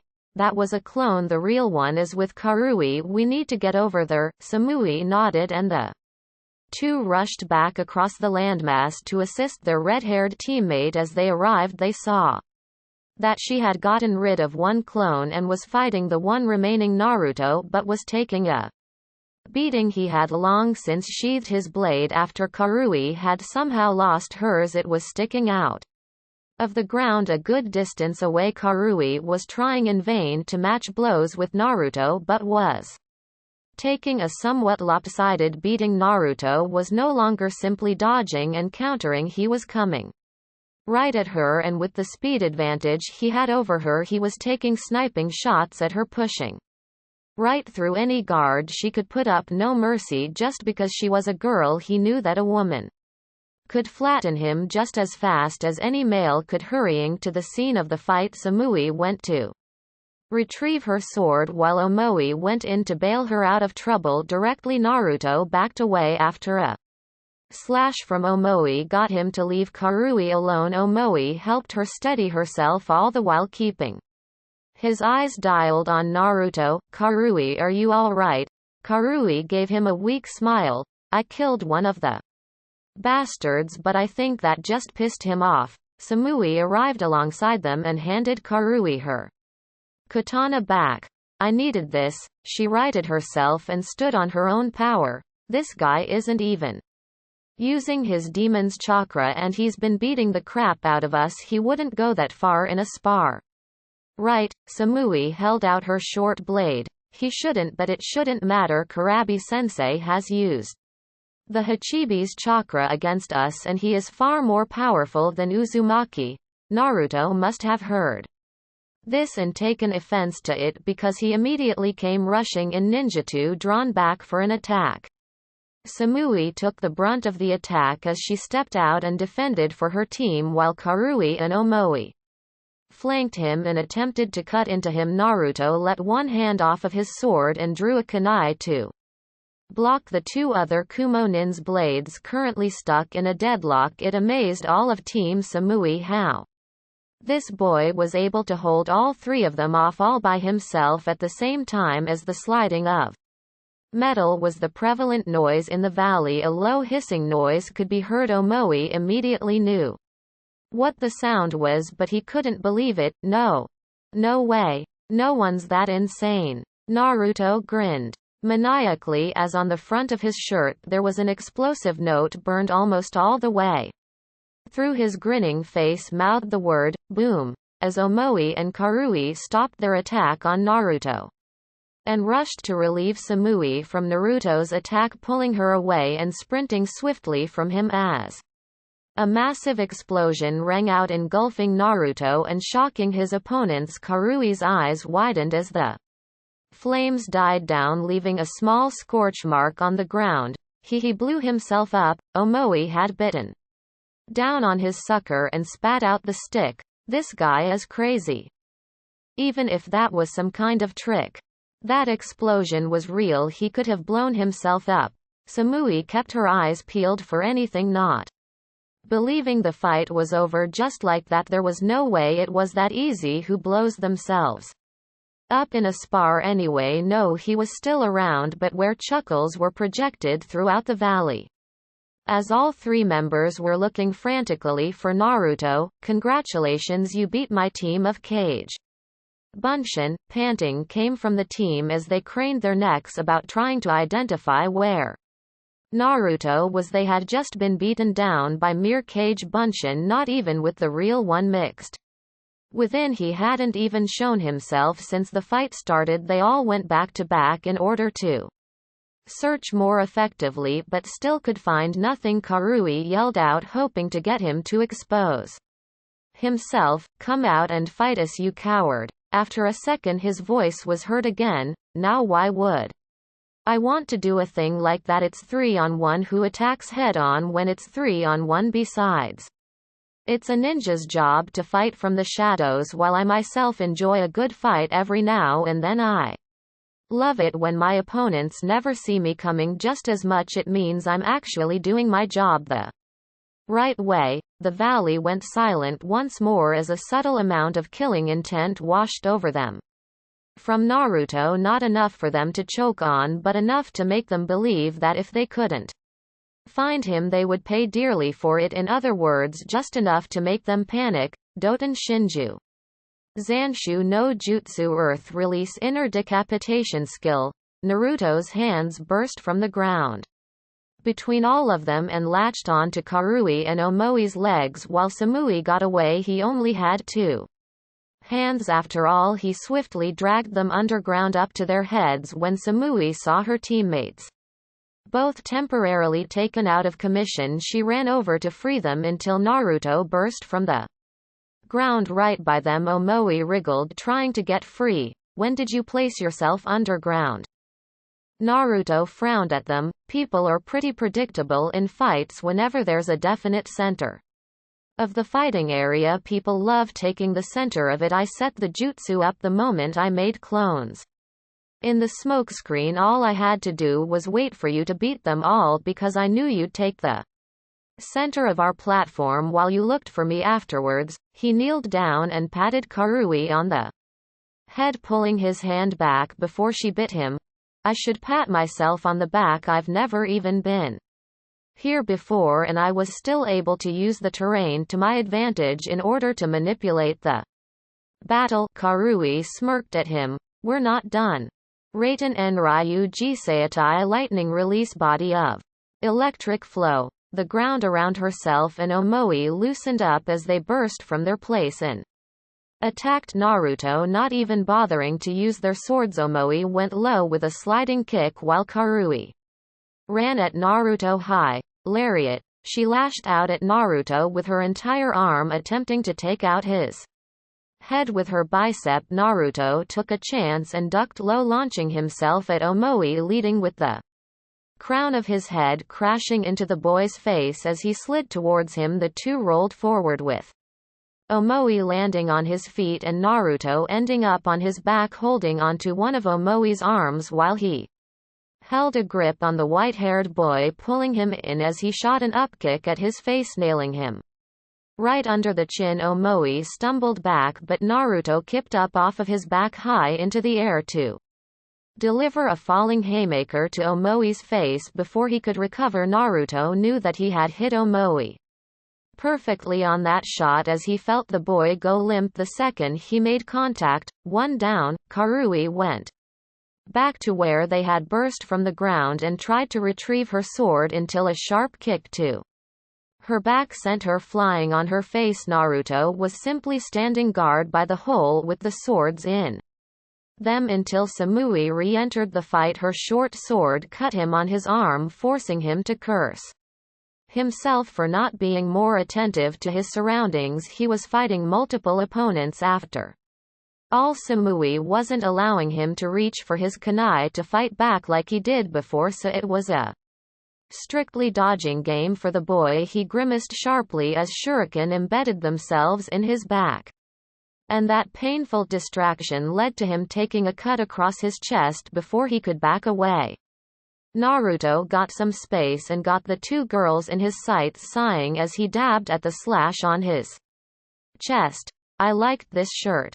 Why do my shirts always get cut to ribbons when I fight people with swords and sharp things? Shrugging to himself when he didn't receive a response, he saw Karui moving for her katana again. Seeing Samui move to watch her back while she went for it, a little misdirection was called for in this circumstance. Naruto made 7 Kage Bunshin and handed off kunai from his own pouch to them. All 3 of the Kage Bunshin chucked the weapons at Samui, forcing her to dodge aside, while the other 4 threw them at Karui, who took refuge in the hole with her sword in it. She smirked as she re-emerged, but the smirk died when she saw the sadistic one gracing Naruto's face. Both girls saw him attempting a string of hand signs when Samui went to intercept him. His clones cut her off at the pass and forced her to defend herself instead of her red-haired teammate. Meanwhile, Naruto finished his hand signs. Raiten Denkai lightning release electric field. You're stuck. Karui tried to escape the electric prison and yelped as volts of electricity flew through her body. When she touched the edge of the barrier, she looked over and saw Naruto's clones, who honestly couldn't engage Samui for long in direct combat, keeping her on her toes and preventing her from stopping Naruto, who had to remain stationary while holding the final hand sign. Naruto whistled sharply to Karui to get her attention away for attempts to escape. I can make this jutsu much nastier with 5 More hand signs you should give up now before I decide to just use the branch techniques I have from here. This is checkmate for you. Karui reluctantly conceded defeat and Naruto dropped the jutsu to allow her to go to the unconscious Omoi so they could leave the immediate area and allow Naruto to fight Samui alone. Naruto got back in his taijutsu stance and watched Samui do the same. I could ask you to surrender now, but I won't, you know by now not to hold back on me, so I'll skip that part. Let's get right to the fighting, shall we? Raiden Raikou lightning release lightning ball. Samui quickly gathered lighting chakra in her hands and launched an electric orb at Naruto. The defending blonde quickly made hand signs, held the last seal and stomped his foot on the ground. Fuuten Fugekitai.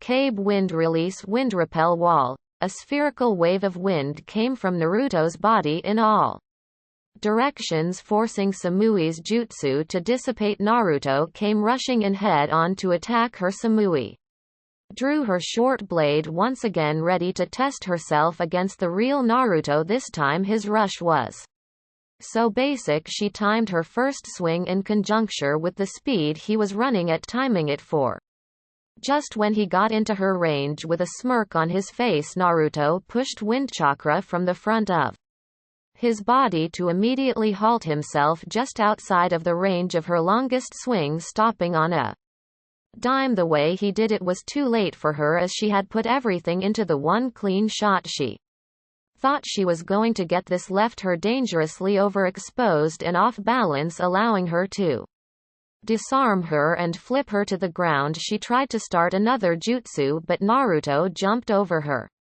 prone body while in the air and linked his fists together before thrusting them out. We're done.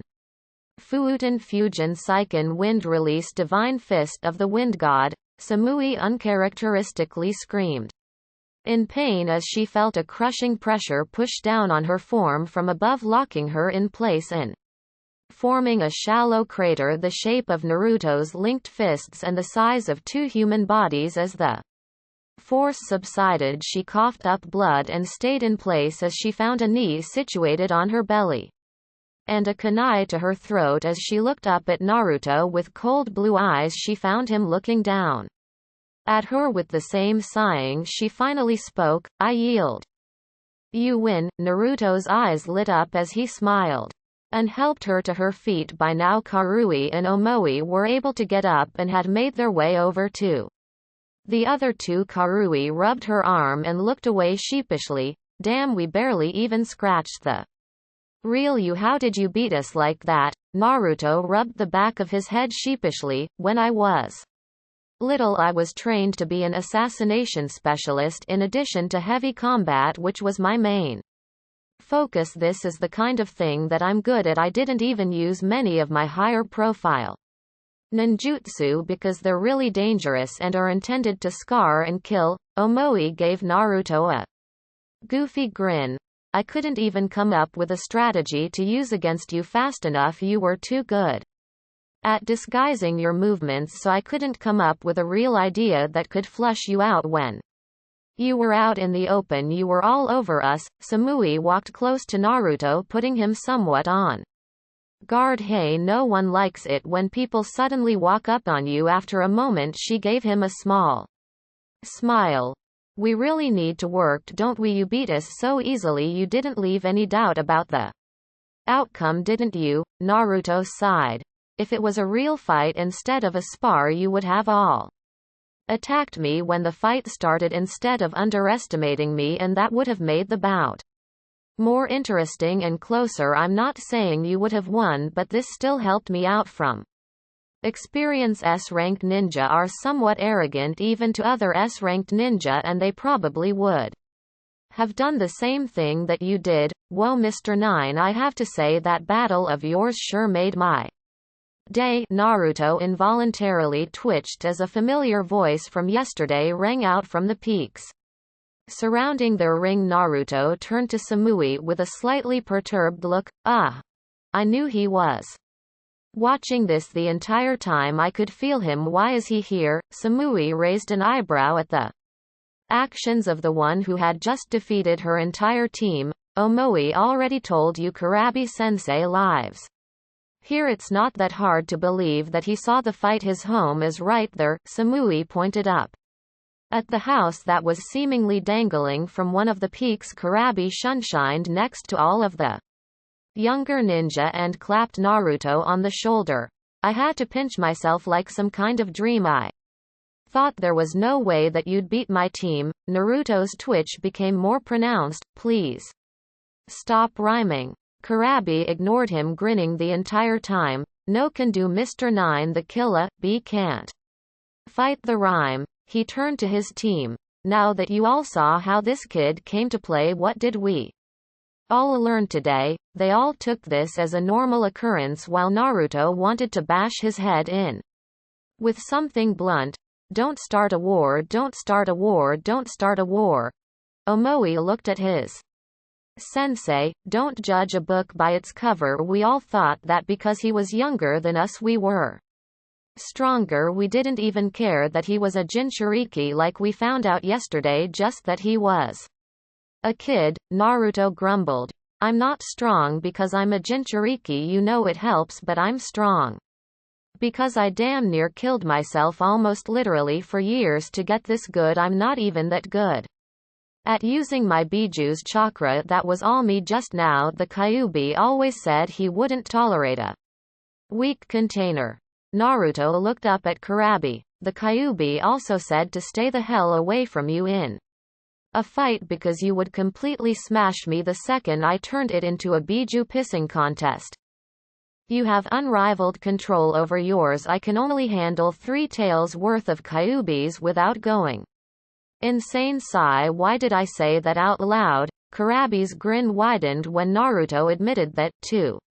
Admit that, kid, your balls area made a brass, acknowledging that I can kick your ass. Naruto frowned at him. You're older than me by like 20 years. You have at least 30 years of experience with yours. You may have unrivaled control over the Hachibi, but I make up for that in my own way. He clenched his fists at his side. I try to do as much fighting as I can without relying on anything from Kyuubi. I only bring any of my skills that it provides out into the open when I truly have no other choice. Most of the other Jinchuriki on record just use their demons to flat out annihilate anyone in their way without developing their own skills too much. Soon as Jinchuriki is like that, I beat him in his fully transformed state without even really tapping into Kyuubi's chakra, and I had other disadvantages too that I'm not going to get into. Karui looked at Naruto strangely. Beating a Jinchuriki is no joke even for another Jinchuriki. This kid did it without even using his demon to match power. They all knew how soon as Jinchuriki was repelled during the invasion of Konoha, but information on how it happened was scarce, and now looking at the kid that was claiming to be the one that stopped him single-handedly, she realized just how far out of their league they really were when they challenged him. How are you still a chunin with power like that? You should be a junin like Kurabi-sensei or Yugito. Naruto shrugged. That's what I've been saying for months, but Tsunade Bakken seems to think I need to stop and smell the flowers, so to speak, because she didn't fast-track me after I beat all of Best Genin into the dirt without taking a shot. Hopefully I can get some serious missions to convince her to promote me. Samui bowed to Naruto, making the boy sweat drop in discomfort. Thank you for sparring with our team, Uzumaki-san. You've showed us how much further we need to go. Naruto rubbed the back of his head as he looked away from the bowing girl, as the urge to stare down her shirt was nagging at the back of his mind. Or was that the Kyuubi? You don't need to bow to me, Samui, and please just call me Naruto. Honorifics kind of piss me off. Samui rose back up. Whatever you want, Naruto-san. His sweat drop got more pronounced. It's a start, I guess.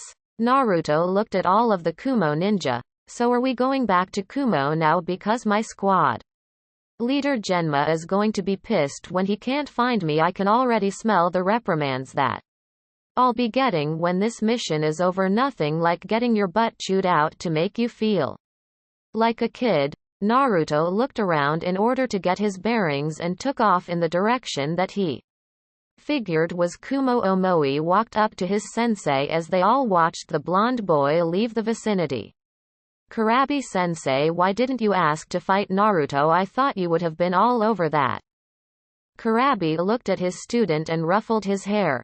There was no need, little Omoi. I already knew I could beat that boy. He said it himself. With my experience and power, he'd have been in the hospital in half an hour. Karui held her ribs. Man, that guy hits hard. Are you sure, sensei? The only person that I remember ever hitting me any harder than him was you, and this was a spar between foreign ninja. I'd say he would have pasted my organs if we were fighting for real. Samui and Omoi moved to help her walk out of the valley while the blonde girl chipped in with her own input. Naruto-san stated it himself. He couldn't beat Kurabi-sensei in a real fight. Sensei has way more experience and raw power at his disposal. It was big of him to actually admit it, though I am still confused as to why you didn't fight him. Kurabi-sensei, you were never one to turn down a potential challenge. It's because even your sensei isn't crazy enough to go against Raikage-sama. Brother or not, Yugito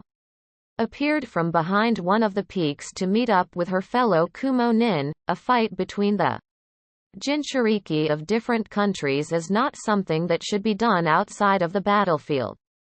Even this small fight that you all had is somewhat pushing it. Jinchuriki are not only weapons, they are political tools, and with the Konoha delegate in town, a fight between either of us and Naruto could end badly for the relations of our villages regardless of the outcome. Kurabi acknowledged his fellow Jinchuriki. Yugito-chan, watching Mr. Nine's fight too. You do know that he could see you. Yugito blew off the large man. He could see you too. I was never hiding. I just wanted to see him fight. I'd been following since the others picked him up in town.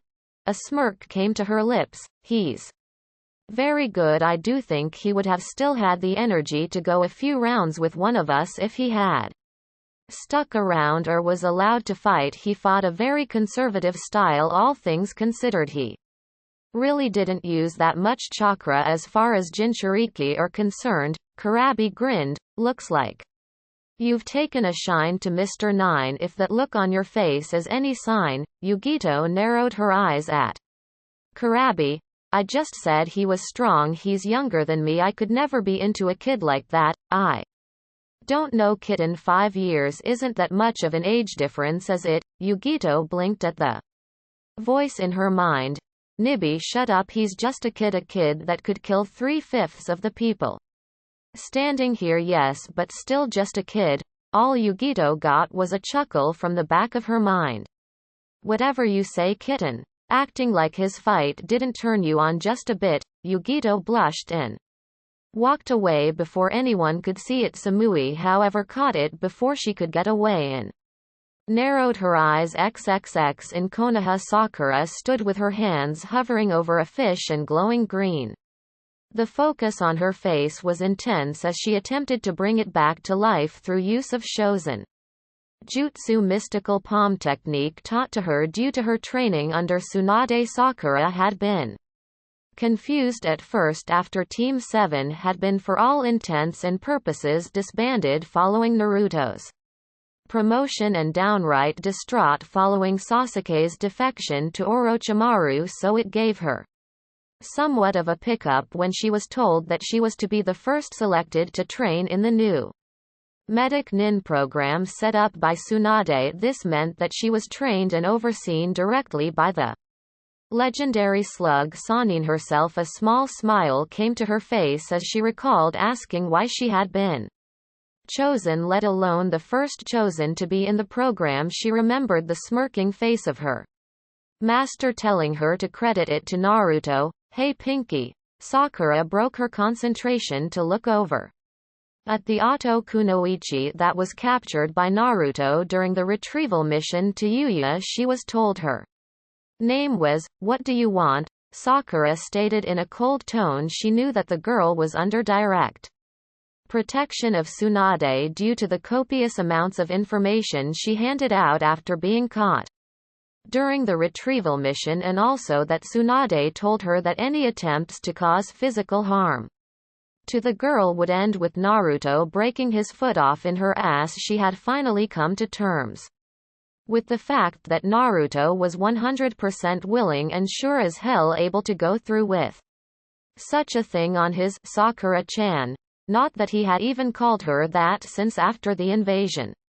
However, she also somewhat blamed her for getting Sasuke out of the country and into Orochimaru's hands. It was a useless grudge right then anyway, even if Naruto wasn't around to beat her ass for harming Yuya. She wasn't too sure she could pull it off herself anyway. Instead she treated the girl with cold indifference, which suited Yuya just fine anyway. If you didn't like her, she wasn't going to fall all over herself to change your mind. Yuya shrugged off her tone. Tsunade sent me to tell you to rest for now. It's time for you to knock off for the day. Sakura frowned and nodded. Why do you call me Pinky and yet call Tsunade Shisho by her name? Yuya smirked. I may be pretty vulgar and everything, but I know well enough to not piss off people that can kill me, and that Tsunade lady sure as hell can. The only reason I don't call Shithead by his real name is because he let me call him Shithead and get away with it. Sakura sweat dropped as she heard Yuya's name for Naruto. Although calling him a baka as if it were his given name for roughly 4 years and trying to wail on him didn't really seem better. Kami, why didn't he ever kill her with his bare hands again? XXX. Elsewhere in Konoha, Team Guy was still hard at work training their skills even during the waning light of sundown. Tenten and Neji were seated off to the side as the brown-eyed Kunoichi was starting to lose her patience. Lee Guy sensei, can we please go home now? Maybe you two can train until you can't even see your nose in front of your face, but both me and Neji have things to do back home. Guy halted the ongoing spar between him and his clone-like pupil. My dear student Tenten, our flames of youth will light the darkness of the night. I am simply instructing Lee on how to defeat his eternal rival, a struggle that I myself can understand and respect. Neji rolled his pupil-less eyes. Yes, I understand he wants to beat me, but do I really have to be here to witness him training to do so? Lee, who was stuck in his stance waiting on Guy, blinked blankly and stood straight up. I am sorry, Neji-kun, but despite my desire to overcome you in battle, you are no longer my rival. Neji almost dropped his jaw in shock, but his Hyuga stoicism kept him from breaking into joyous dance and jinxing himself. Really, who is your rival now? Then do I know him? Lee's eyes burned with literal fiery intensity. Naruto-kun, the way he simply defeated you all effortlessly and dispatched an opponent that I myself was being overwhelmed by when he interfered. He even made defeating Sasuke-kun look easy even while he was under the cursed seal's influence. He is truly the measuring stick of which I will need to compare my flames if I ever want to achieve my goal of being a splendid taijutsu using ninja. Neji nodded outwardly while on the inside he had already started making plans to build a small shrine to the blonde destroyer of men. Naruto Uzumaki, you have already freed me from one burden, one that I was sure would follow me even beyond death. Unlike my seal, I now have no doubts about your ability to change the Hyuga clan in time. Tenten's sweat dropped and then began worrying for her blonde friend's future sanity. Lee, just don't bug him too much. I don't want Naruto-kun to kill you to get the voices out of his head. Neji smirked at hearing Tenten call Naruto-kun, and was about to call her on it before Lee broke into a youthful rant. However, it was too late. Lee had gone off on a tangent. Yash, I will challenge Naruto-kun to a challenge of his choice upon his return to Konoha, just to prove that I can defeat him, and if I cannot win, I will Carry each of my teammates up and down the Hokage monument 100 times each, and if I can't do that I will." While Guy stood alongside him crying tears of pride, Tenten and Neji simply walked off towards their homes. This could continue on for hours, and it was already getting dark. Back in Kumogakure, nightfall. Genma stood over Naruto, who was seated on his bed with a firm gaze affixed on his displeased superior. Rolling his senbon in his mouth, he sighed heavily. "Kid, you seriously need to let us know when you're going to go somewhere, and you don't think you'll beat us back to the hotel? We almost had a mini freak out about where you were until you came ambling back and Naruto knew he deserved this. In his defense, he didn't know he was actually leaving the village altogether when he decided to take up Team Samui on their invitation to spar, but still that was no excuse.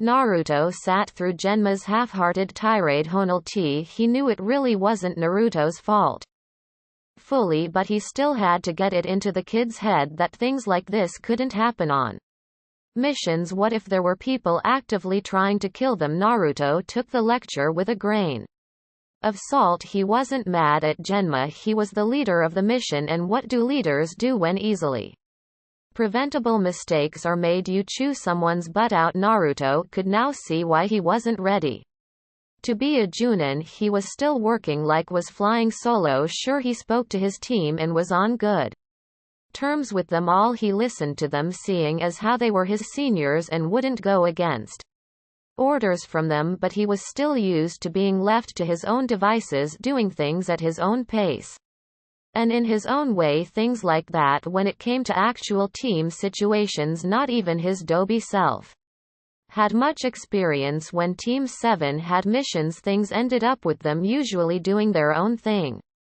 And doing their own thing usually ended up with Naruto being by himself, very little teamwork utilized. Oh well, he had plenty of time to fix that now that he was in a situation where he could learn about it. Genma sat down on his bed and sighed. "Kid, you are just a massive headache. This whole thing was supposed to be like a giant vacation, and now I'm playing den mother to your twisted ass." Naruto rolled his eyes. "Sorry for being different, Genma. I suppose you'd rather I be a cookie cutter design ninja, aka cannon fodder, or a loud punk with more mouth than skill, the Tokubetsu Junin." Smirked at Naruto. "I don't know, kid, you seem to have a lot of mouth to me." In return, Naruto grinned at him. "I never said I didn't, but the comparison was more mouth than skill. I'm pretty sure that if I talk about something I can back it up." XXX Omoi, Karui and Samui, following the spar with Naruto, were escorted by Yugito to the hospital for the beating that they took from Naruto. Omoi ended up with a mild concussion, a cracked jaw and a nasty shiner. Karui had bruised ribs, a few marks on her face that would take a few days to fully fade, and an injured wrist. Samui had light internal injuries and a mark on her torso in the shape of a 13-year-old boy's fist. Karui was limping lightly as they all walked with one another towards each of their respective homes for the night. "That guy beat the crap out of us.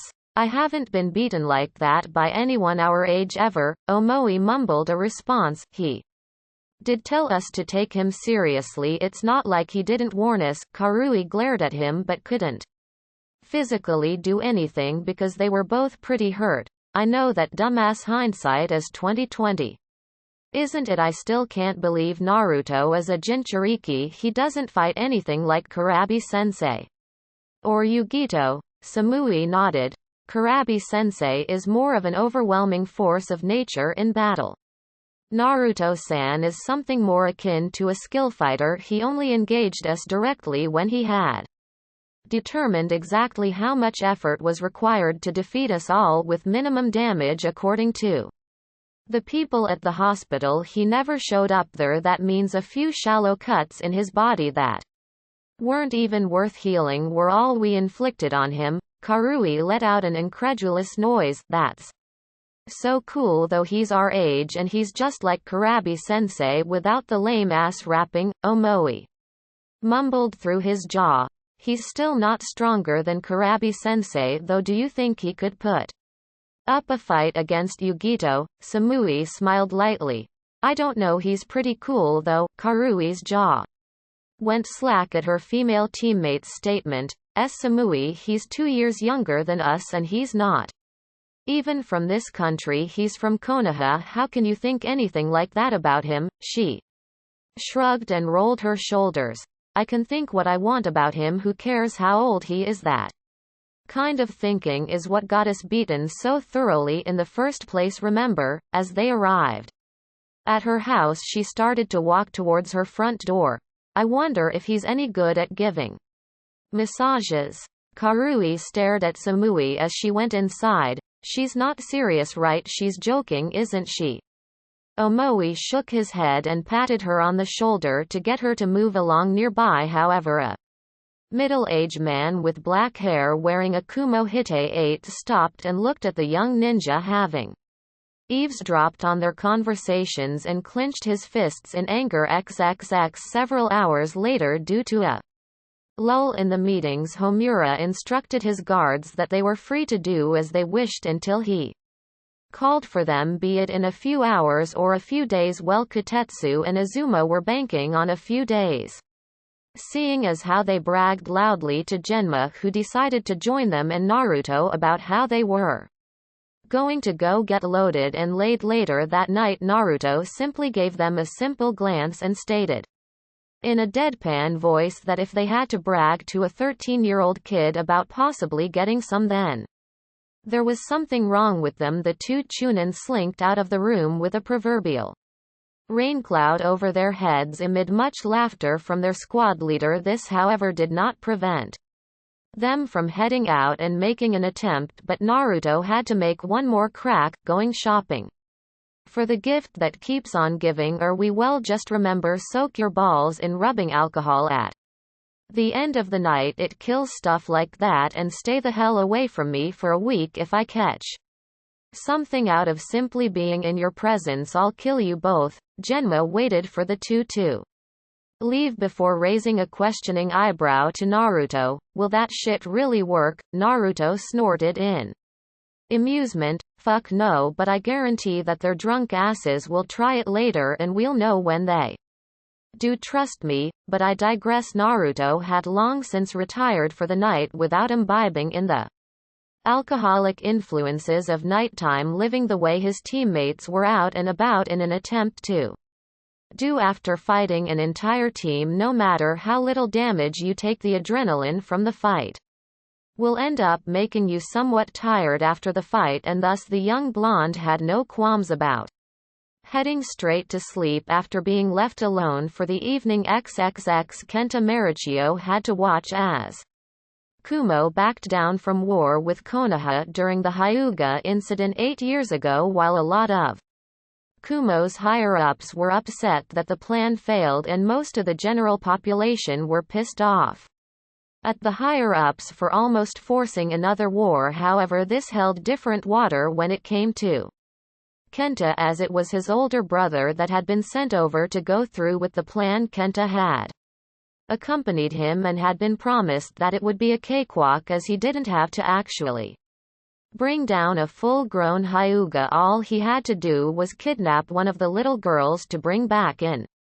for lack of a better term, breed. Too bad for him. The little girl he took was the daughter of the clan head, and the clan head came looking for him, and he kicked his ass and killed him. So when Kumo pushed for Hiyashi Hyuga's death and his body to be sent over to Kumo, he felt his brother had actually died for something, until he realized that Kumo had been gypped and that they were sent a branch Hyuga Hiyashi's brother instead. Kenta was enraged that Konoha had fleeced the village. That way he held his grudge long after anyone else from Kumo dropped theirs, and when he learned from those kids that Konoha's Jinchuriki was here, he had to take this chance to cripple the village that held his hatred. It was excruciatingly easy to find out which hotel housed the Konoha group. Everyone knew that they were there by now, so there was no real secrecy about their presence. Hell, even finding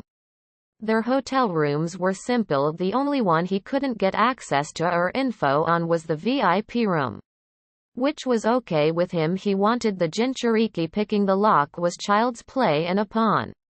Entering the room, he grinned as he realized that there was only one person there in the moonlight. He saw a small blonde boy, but upon seeing the whisker marks on his face, he brandished his kunai and stalked forward. Time to take a shot at Konoha. As he moved the kunai towards the boy's neck, the boy's hand shot out and held his hand in an iron-like grip. Yeah.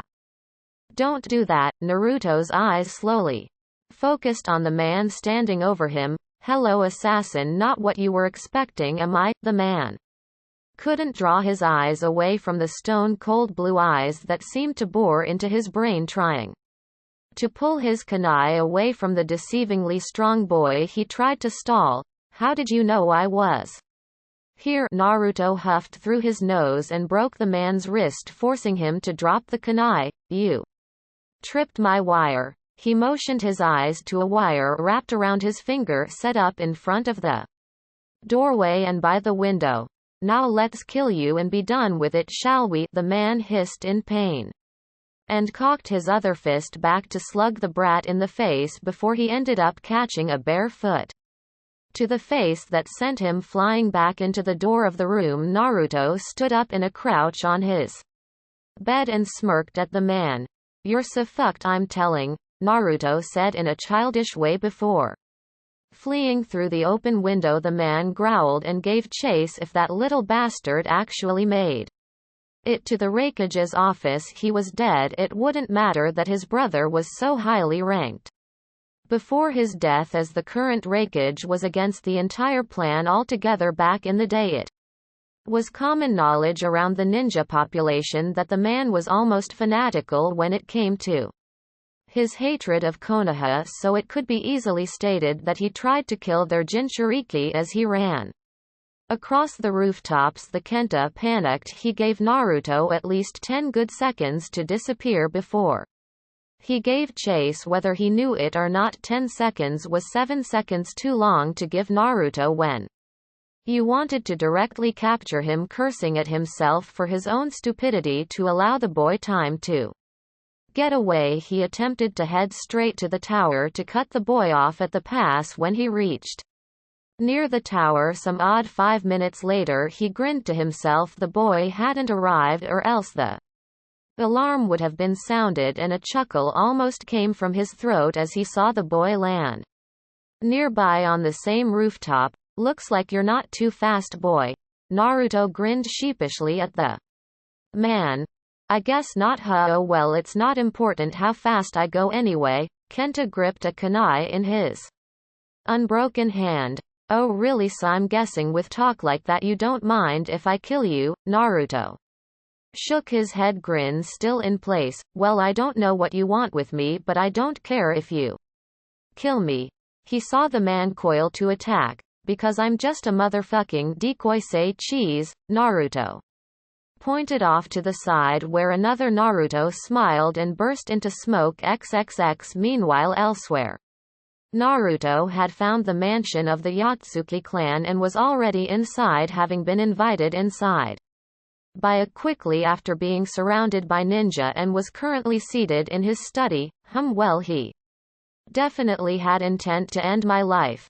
Shook his head at the boy in front of him. And how do you know this? As a matter of fact, Uzumaki-san, why didn't you just kill him flat out? Naruto grinned cheekily. Well, my original plan actually was to just kill him and then tell you what happened, but I have a feeling that wouldn't have worked out too well for my Konoha contingent or your ninja on him. Yet, nodded. I sent them out right when you told me about this assassin. Kumo has no involvement in this man's actions. I hope you don't hold this against us. Trust me, he will be punished for this. His hatred for Konoha has gone on for too long. This could have been seen as an act of war. If he had succeeded, he'll be executed. Good riddance, the last remnants of an outdated era. Naruto waved it off. I get it, it's no big deal, Raikage-sama. If people in Konoha try to kill me, I guess I should expect It elsewhere too. Hey, could I handle his punishment? A nodded and sweat dropped as an evil smirk came to Naruto's face. Man, this kid is weird, and not the weird that I'm used to now. If he burst out into rhyme, that would be familiar. XXX. The next morning, as a loud pair of screams ripped through the hotel, Naruto awoke from his slumber with a smile on his face and looked over at Genma, who was looking out the window with a cup of coffee in his hand. Good morning, Genma. Have a good night. Last night, Genma looked over at Naruto and frowned somewhat. I'm nursing a bit of a hangover. Kid, so what did you do when we left last night? Naruto sat up and rubbed his eyes. Oh, not much. Meditated for a bit. I went to bed, got attacked by an assassin, and went back to bed. Yeah, it was pretty boring. Genma looked over in surprise but simply ended up shaking his head. I swear to Kami, kid, the shit that you get into just by being around. I can't even reprimand you because you don't do anything. Naruto scratched his head as he walked to the bathroom. Tell me about it. Naruto poked his head out back through the door with a grin. Oh, and clear your schedule for today. I've got something for you guys to see. And cut. The next part will be released tomorrow. Bye.